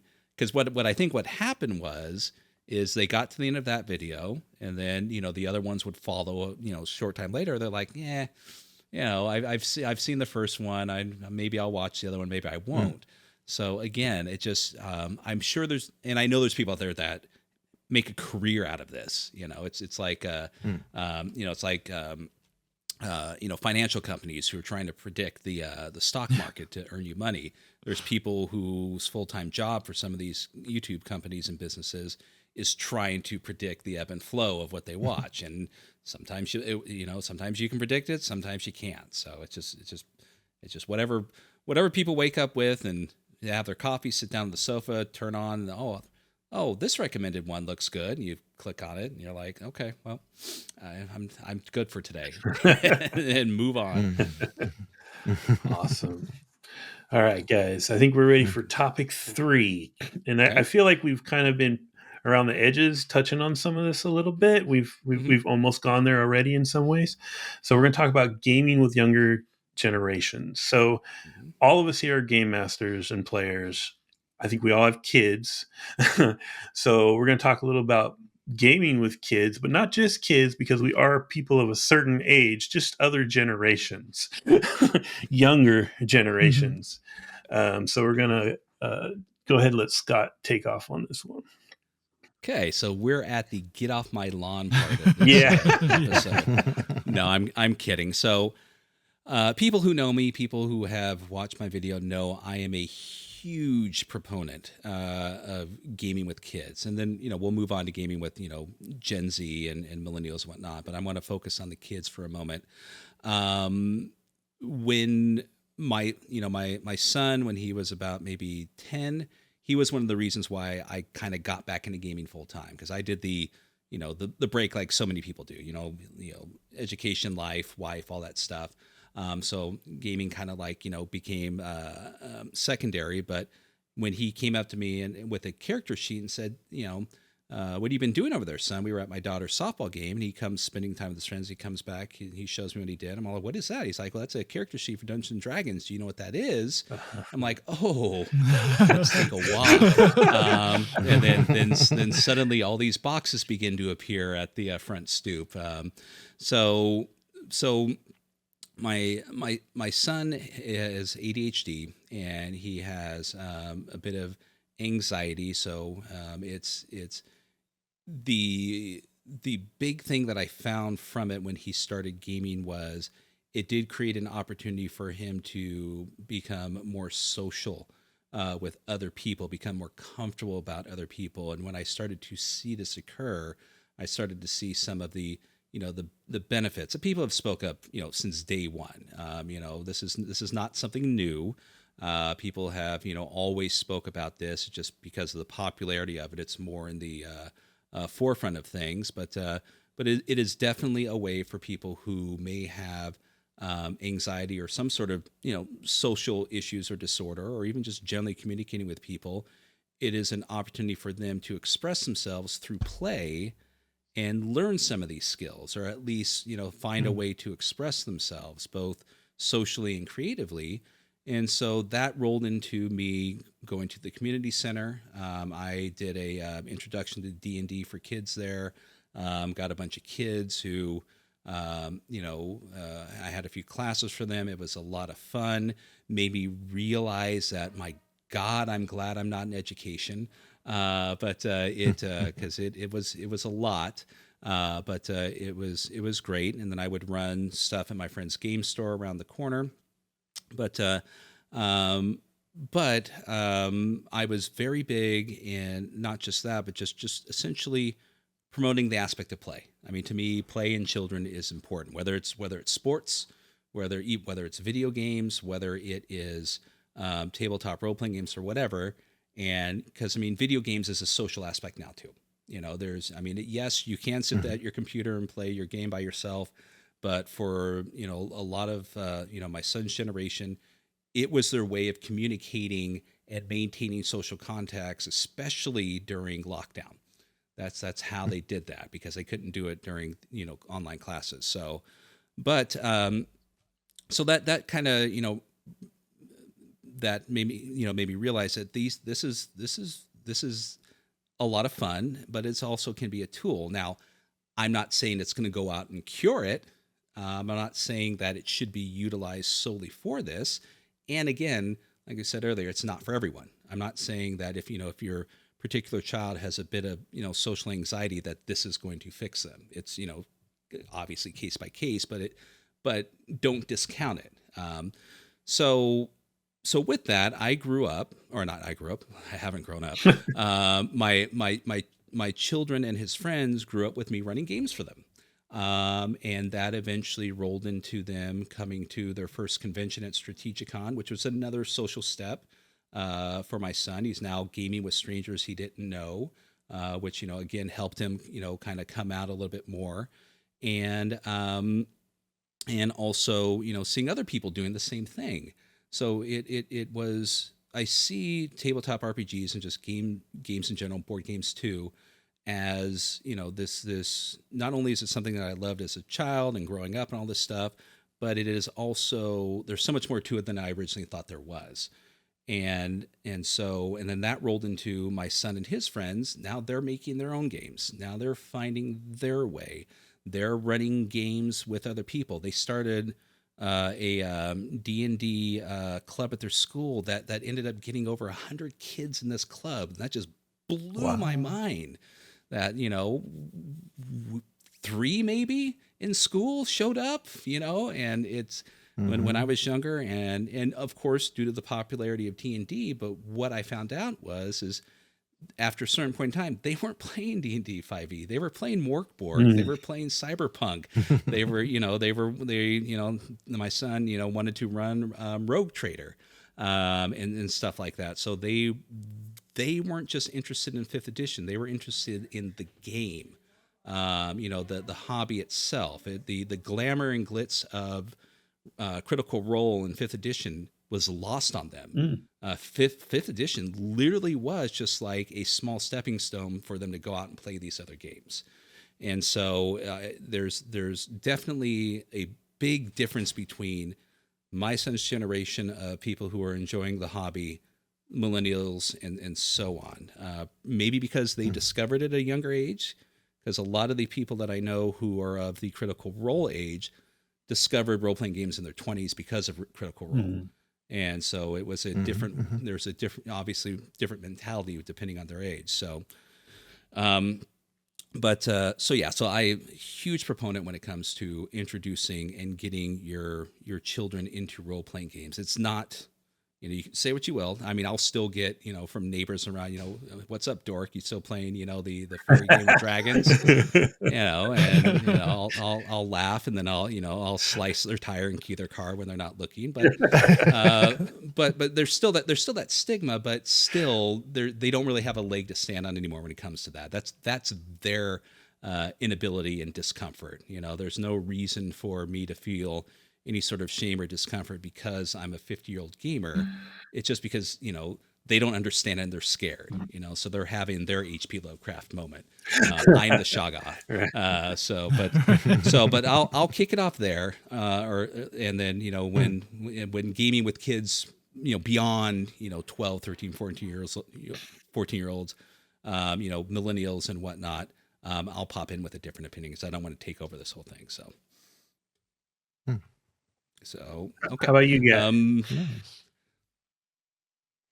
Yeah, I had an interesting experience with my daughter in the U.S. So we were, kind of separated by geography. She was living with her mom on the West Coast, and we'd do phone calls, regular phone calls, and just a bunch of one-word answers and silence on the phone. And these phone calls were expensive, so I decided let's find another way to communicate. So we were playing some World of Warcraft together, and whispering in the chat, how's school going, and she was actually more engaged, and we talked a lot more that way. And then more recently, I think when she wanted to introduce her new boyfriend to me and have it be a very positive experience during the lockdown, we played just over Discord. We played a using the Warlock rules light system, the 2-stat system.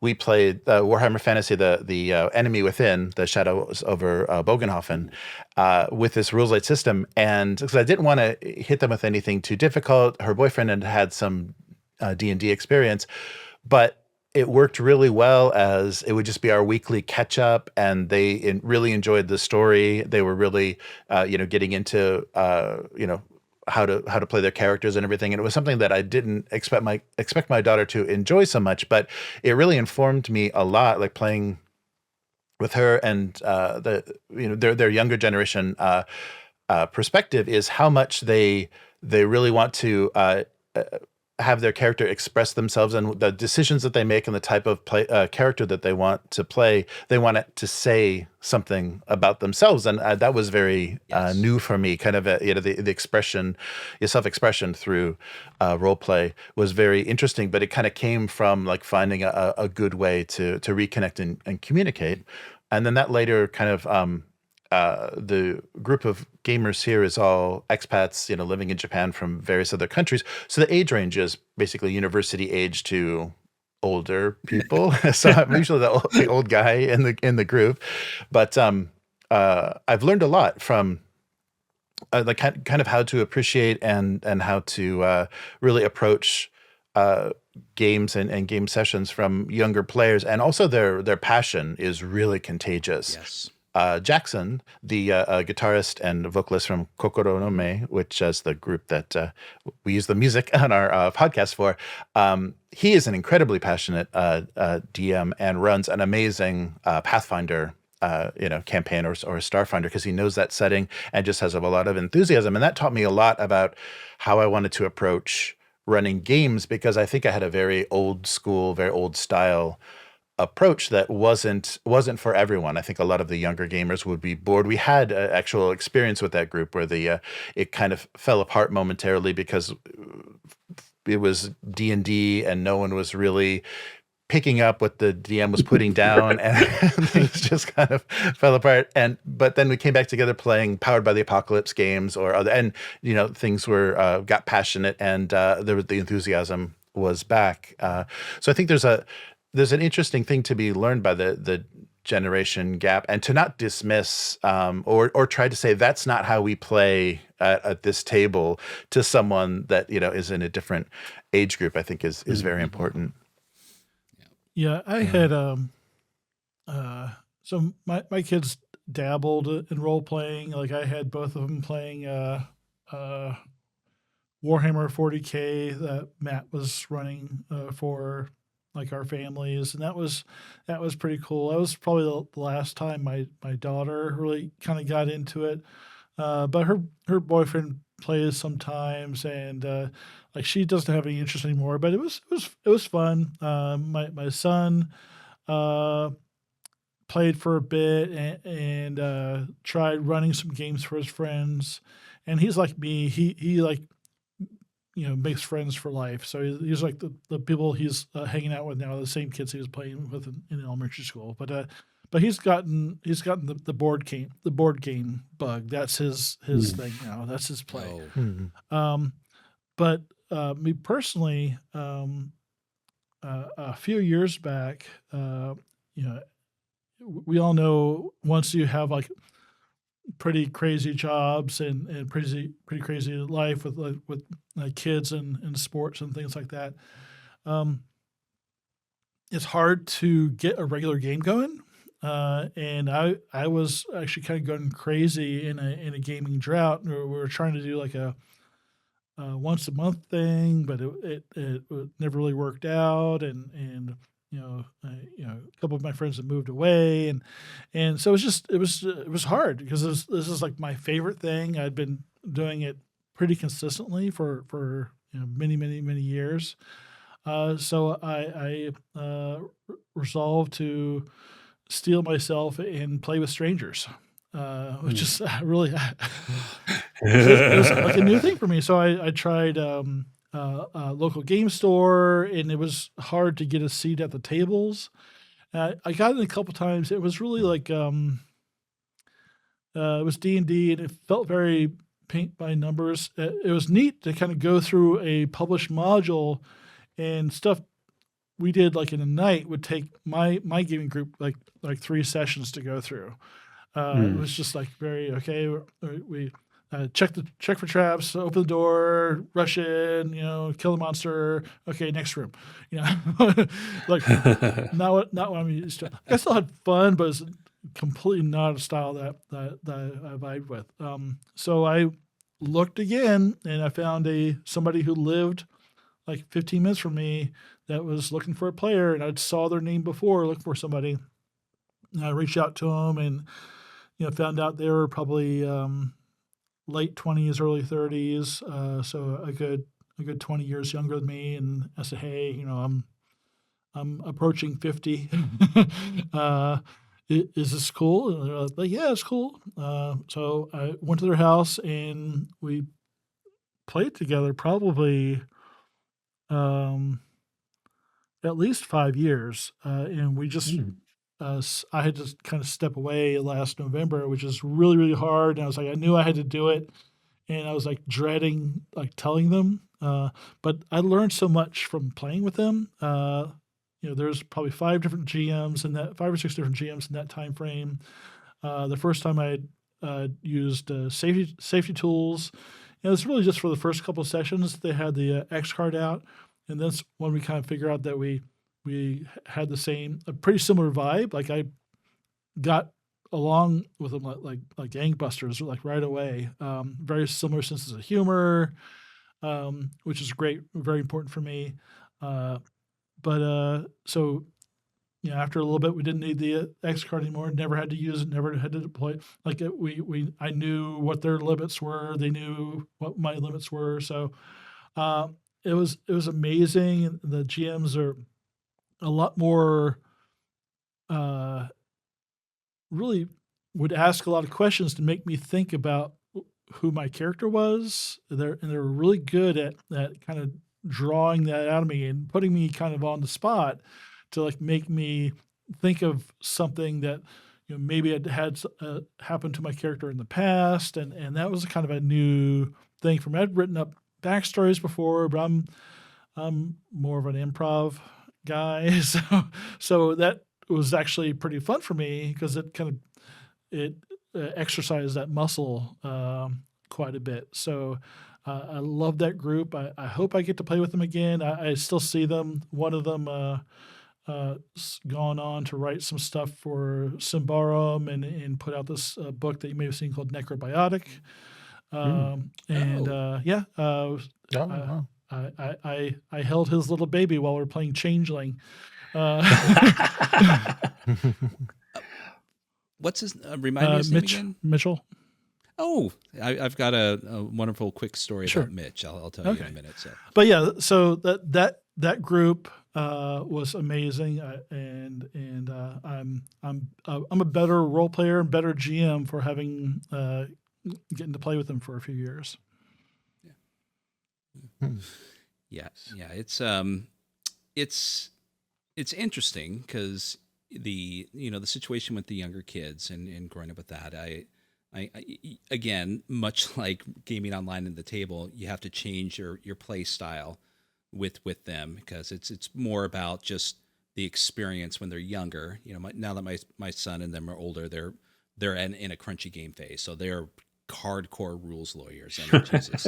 But and likewise, not trying to be the same when they're younger because when you tell a 10-year-old, well, no, you can't do that. They're like, why?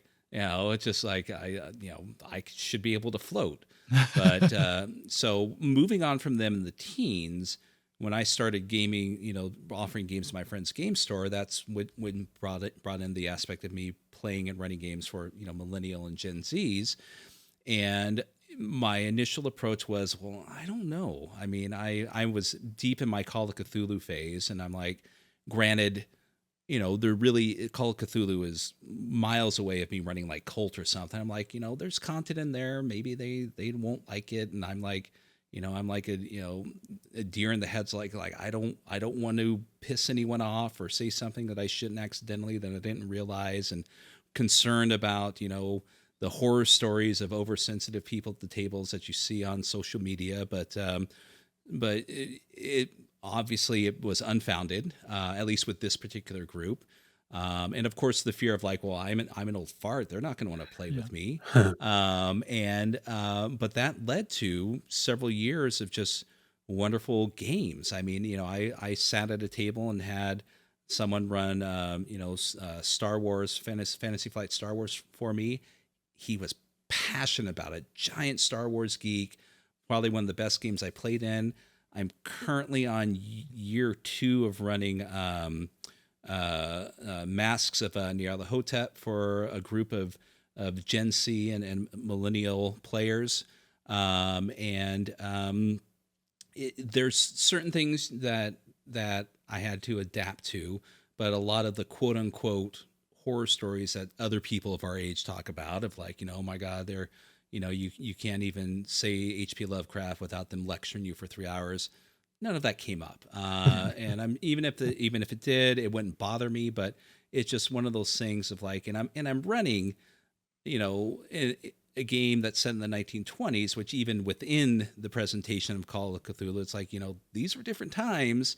So you can either, run it as these things don't exist, but don't make it the primary focus, yada, yada, yada.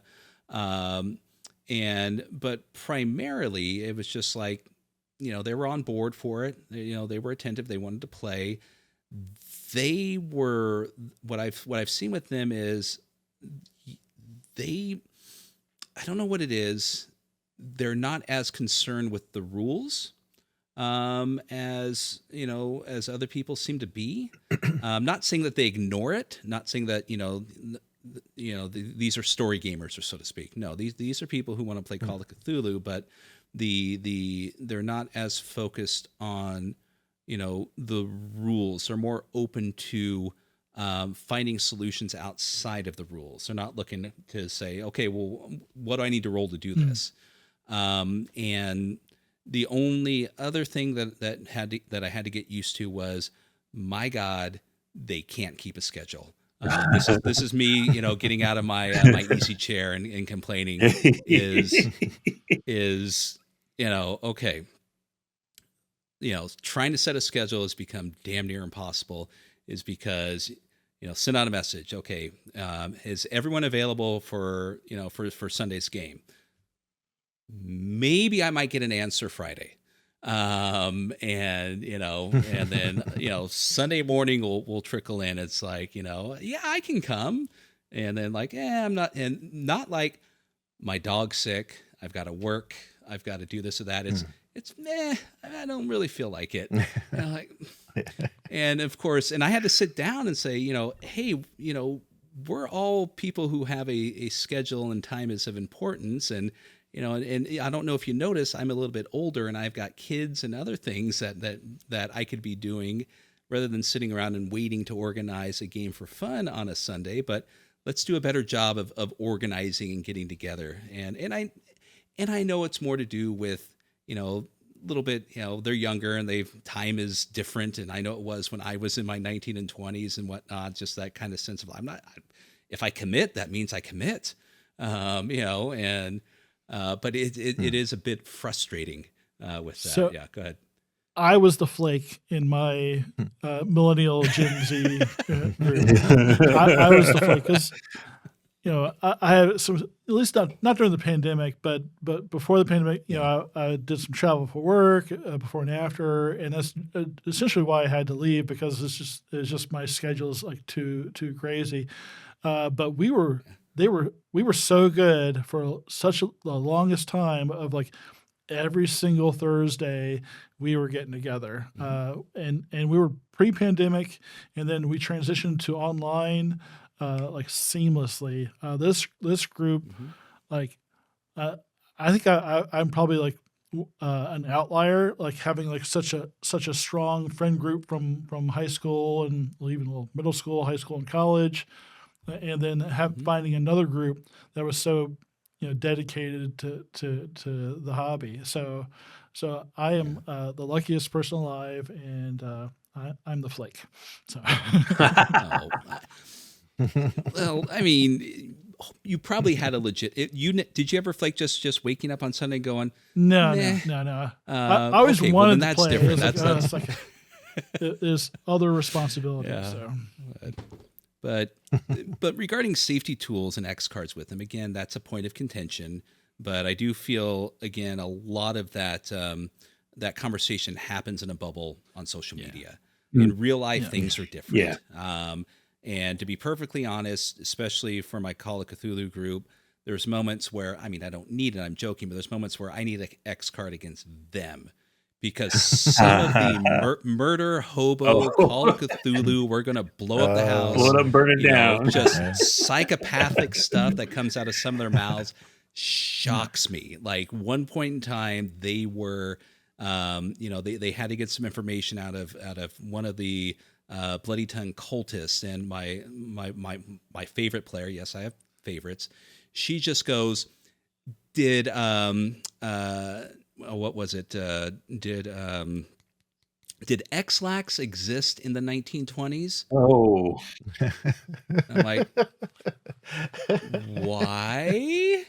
And she's like, well, I have an idea. And I'm just like, okay, let's roll with this and see where this goes. This is going to be awesome. And so like, just, those things were in the rest of the table are just like, okay.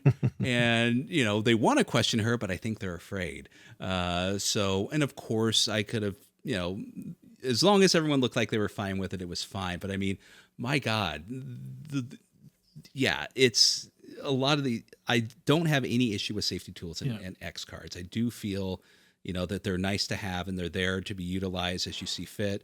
But my general experience outside of the social media bubble, with all the conventions I've been to, all the multitudes of people that I play with and people that have run games for me, they're there, but I have never seen it used once.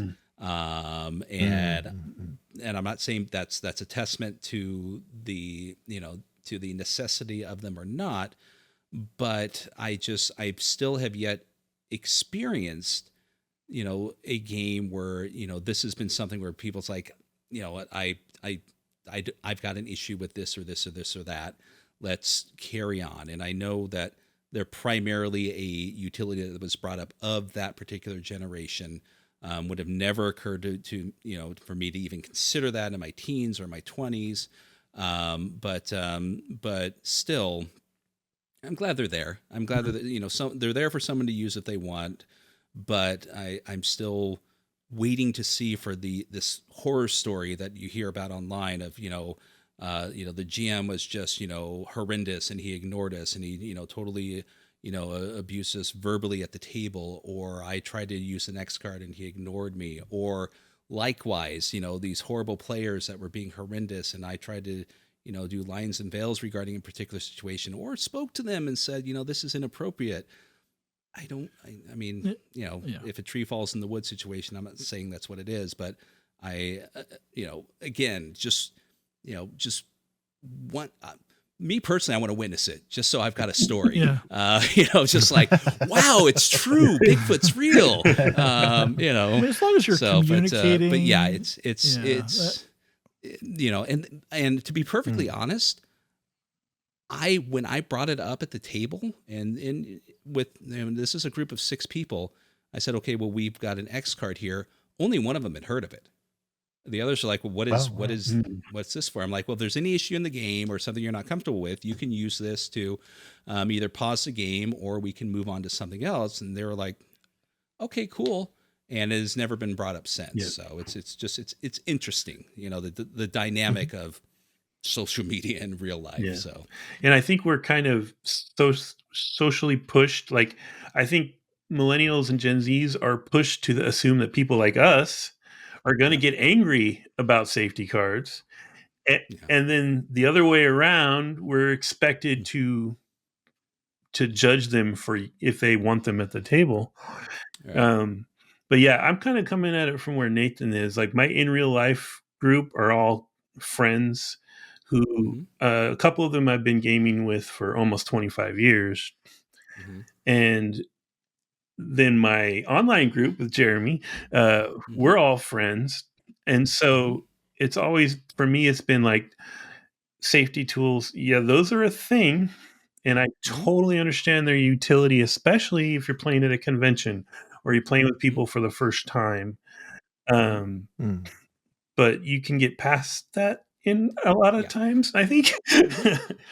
Yeah, it can be hard to, like, if you're playing at a local game store for the first time and like you don't know, like me going to the game store, you've seen you've witnessed my outbursts for the past couple hours now, and I can be a little random, and I kind of have to, like, I'm a different person at a table where I don't know people, because I have to, like, because my instinct is to say something obnoxious as soon as it comes to my brain, but I have to like rein that in when I'm in public. So I can imagine, if you're someone who's like not sure how other people are going to see you or react to you, having and not maybe being a little bit shy or something like that, having some a mechanical thing you can use to say, like, this is not cool. I fucking hate spiders. It's just that makes sense. But if you have like a relationship with these people, that's like a different thing. To be honest, the tool I would prefer is I would like a tool that allows someone who's not comfortable talking to allow me, to allow us to know that prior to the game, where if I toss the football to them and say, hey, how did you dispatch this orc in the situation? Or can you describe what your character's doing? And this person is just not comfortable doing that. Getting to know the personalities of these people that may not be comfortable enough to express themselves. Because, and that comes with experience as a GM, you can kind of pick up on that. If someone who's just like, well, I just kind of, just slash him. Okay, well, I'm not going to ask this person to elaborate, verbosely as this other person would be. But those are the things I'm more interested in is, the player personality as opposed to, what things make them go ick. Yeah. Or what things make them uncomfortable in game. I would prefer something for people to have like a set of tools for me to actually know to help the player, express themselves appropriately. Because I am not one of those people who are like, if you're not role playing at my table, I don't want you here. If all you're interested in rolling the dice and just with the results, shut up. Everybody at the table plays, it plays differently, and they're going to express themselves differently, and that's a beautiful thing about the whole aspect of the game. I don't, if you're an actor and you want to, give me King Lear's speech every time you kill something, great. If this person just wants to say, I stab them and move on, and they're happy with that, great. But but just maybe something just to know, hey, I don't want to, I'm not good at role playing or something like that, without saying it to the whole table. Yeah. Those are the kind of tools that I would rather have and to help out with that. But I'm digressing to a different subject. So Yeah, I think overall I've been pretty lucky with the groups I've played with and safety tools. So some of the, like when we did the Alien RPG in person, I had that available because there was going to be some sudden and gruesome, death and some, body horror kind of things. But it never came up and never got used. And a lot of the other games that we've played, it seems like if the group trusts one another and trusts that no one's trying to freak them out or hurt them or whatever, then they can kind of operate together to kind of like, okay, as a group, I think, okay, I think we're done with this. Let's move on, or fade to black. The group dynamic kind of handles that, and you get a sense of what people have tolerance for. But it is really unpredictable. Like people's sensitivities are very surprising. Things are like, I won't play in this. I won't play. There's slavery in this campaign. Not playing it. Not dealing with this. But then we had like a campaign of Monster Hearts that was incredibly gory, incredibly sexually explicit, and everybody was like rolling with it. Like, this is great. We're all very deeply engaged. So judging what people are going to be sensitive to is really hard. So you just have to like build a level of trust and say, we're not going to judge you for having this sensitivity or for calling, for calling this off. And I think, that's important, but it's also difficult depending on your situation, developing that and maybe making that very clear that we all, you're free to express whatever, and we trust that we're not here to make each other cry or make each other run from the table. That's my goal, but only with my friends. So yeah, right. No, it's I mean, it's just I'm not opposed to it, but I definitely am a big proponent of just open communication. It's, to me, that I feel is more valid than anything. Hey, this game involves this, and this. Anyone not cool with it? Oh, you're not? Okay, is there a particular thing in this you want to avoid? And then, because I'd rather do it beforehand than in the game. If we're heading down the Underdark to a drow fortress, you're like, I don't like spiders. Like, well, shit. Whoops. Well, I guess the game's over. So yeah, but just I prefer that open communication rather than the silent sign waving of certain things, because if you got something so horrible, so traumatic that you don't even want to express it at a table, and I know this might be a bit a sensitive subject. Well, maybe you shouldn't be at the table. Maybe you should go find help or some sort of assistance with that. Because obviously there's something that you need to focus upon more than rolling dice at a table. But that's someone's going to yell at me about that, I know. But anyways,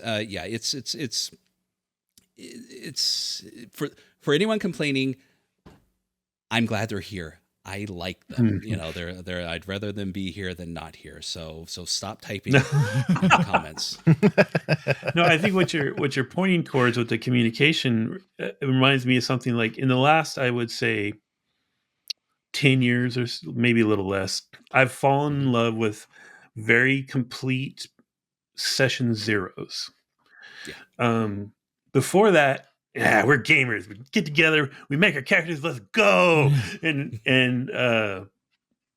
session zeros are so valuable to me as a game master. Like to have that round table and any game, there are a lot more of them now that incorporate player contributions to the world building. Oh my gosh. Mm-hmm. So huge. Yeah. Oh God, I that's one thing I love about RuneQuest. When you're building your family and your character's history and all that stuff, and again, speaking for our generation, is we kind of always did that, but the moment that someone younger than us gave it a name, we're like, Session Zero. Oh my God. For some reason, our generation is so against putting a label on something that we've done forever. The moment someone puts it on there, it's like, well, we don't do that. We're gamers. It's like, yeah, you did. Stop being old and stupid. But yeah, it's grown more than what it is, and it's fun. I love the little mini game aspects as you're kind of you're creating a group. And it ends up being more interesting than you met at a spaceport or you met at a tavern or 5 minutes before the game starts. It's like, well, what brought you all together? You. And really, that's one of the. I wish I had like these kind of more detailed session zeros like 10 years ago, 15 years ago, 20, 30 years ago, because there's a lot of games where we run into where we'd play it, and I do like interplayer conflict. I enjoy that. Some people don't. But there's just some games that I ran or I was a player in that there were players at the table that the characters shouldn't have been with that party or with that group. Right. Happened. The 13th Warrior, right? Yeah, it was just like like didn't fit. It was just basically had like a whole other their hopes and dreams and direction path they wanted to follow on had nothing to do with if I was the GM, what I was, the story that I was laid before them. I was like, okay, well, and you just end up like, okay, well, everybody else kind of made characters that kind of fit my story, but you didn't, and I really can't. I'm going to try and shoehorn you in there, but you got to give me something to help that happen. But it didn't always work out that way. So I think, session zero, absolutely 1,000% yes, all the time. Yeah, isn't it interesting too? I think this 5e revision that's coming out sometime this year, I think it's the first time that Wizards of the Coast is going to put in print a session zero. I don't think that existed actually in rules previous to this, but it's something that I think a lot of indie, smaller publishers and designers have been including for a while. But I think it's the first time, the Kleenex Xerox of Tabletop is going to actually mention, you can kind of talk about what you're going to do beforehand. 50 years from now, they'll take credit for inventing it. So that's yes. Yeah, of course. When they're owned by Shell or something. A Shell.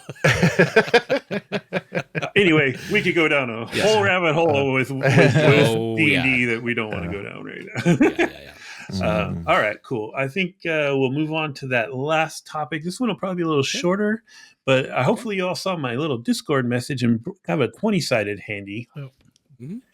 Yep. Give me a roll. Okay.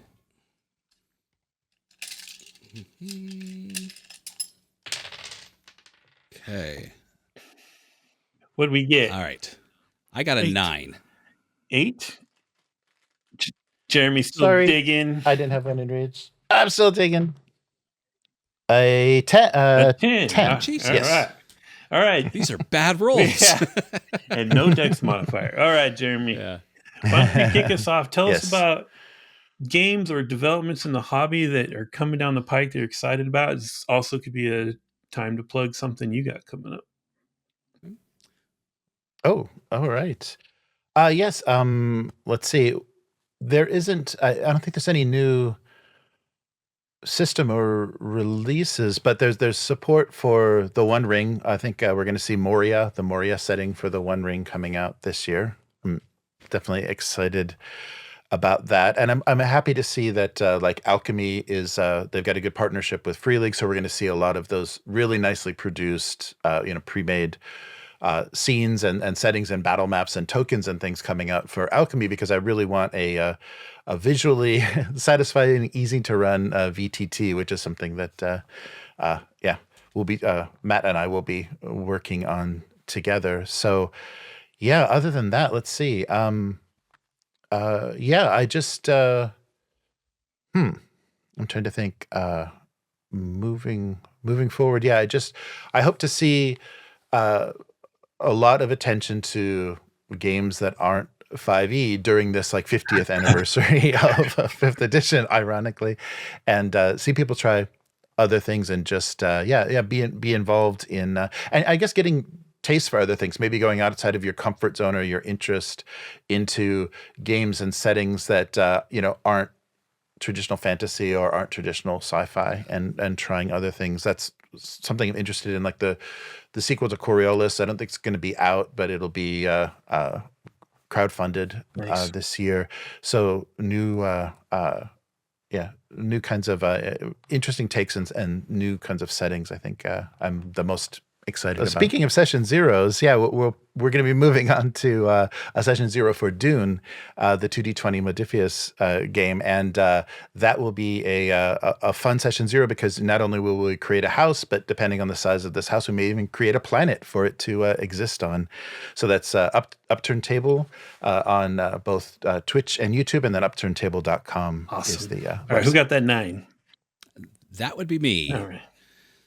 Okay. Well, a couple things that the big one I'm looking forward to gaming wise is I'm super excited for Pendragon to finally come out. I ran through that starter set, thoroughly enjoyed it. I've been waiting for this for a long time. I'm a little late to the Pendragon game itself, but about the time that I got into 5.5 or whatever the last edition was, this new version was announced. And I've just been, just foaming at the mouth. I am super excited. This is finally coming out, and looking forward to making that a full-time campaign, either online or at the table. And other than that, I am looking forward to the same thing. This kind of weird aspect of it just seems like there seems to be this disinterest, this curve of D&D finally, not being dethroned, but it's bringing people to explore and express themselves through new games, and that means people creating new games. So I'm really excited to see what a lot of the smaller independent creators are going to be coming out at the tail end of this 50-year-old celebration, because they're doing nothing to garner people's interest for it. So people are just going to be going, well, I guess they don't give a shit. I'm going to go look somewhere else. So yeah, I'm always excited to see independent creators and what they come out with. So and not just OSR, but all over. That's always fun. And then just a couple short plugs. I finally got my press pass for Gen Con. So if any of you watching have any interest in coming and talking with me, or yelling at me for telling me how wrong I was for the past 2 hours, I will sit there and take it either way. So definitely hit me up on the socials. Would love to, chat with people and anyone about games, have a pint, go play a game if we can.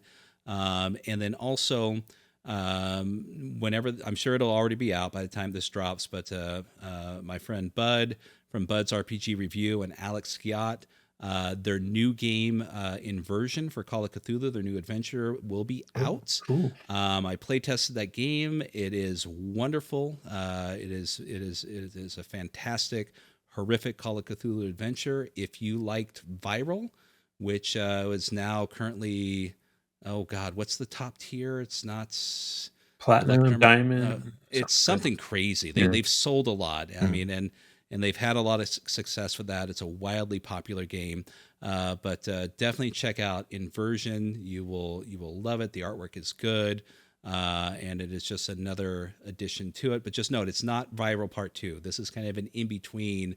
There will be another game that's coming out that technically is going to be the sequel to Viral. So if you get a moment, check that out. Awesome. And yeah, that's watch my YouTube channel. Shit, why not? All right. Yeah. All right. Thanks. All right, Nathan, take us home. All right. Wrapping up here. So I am also very interested in the new Coriolis Kickstarter. If they did like they've done some of the other stuff, they'll have a like maybe an alpha or beta out pretty soon, I hope. So looking forward to that. Matt's been reading the old books or the current books a lot for the past few years. So he's like been itching to run that. So it's either really good timing or really bad timing. So that and Subversion. I backed that Kickstarter. I'm hoping that comes out this year, and maybe Mothership will actually ship. So we did play that on our YouTube channel, the live show, and it was actually such a fun game. So I kind of a little sad they've kind of burned a lot of goodwill that they had. So, but still want to play the game. Yeah. You know, as soon as I get that dirty little box in my hands, I'll be happy. As far as plugging my stuff, AARPGs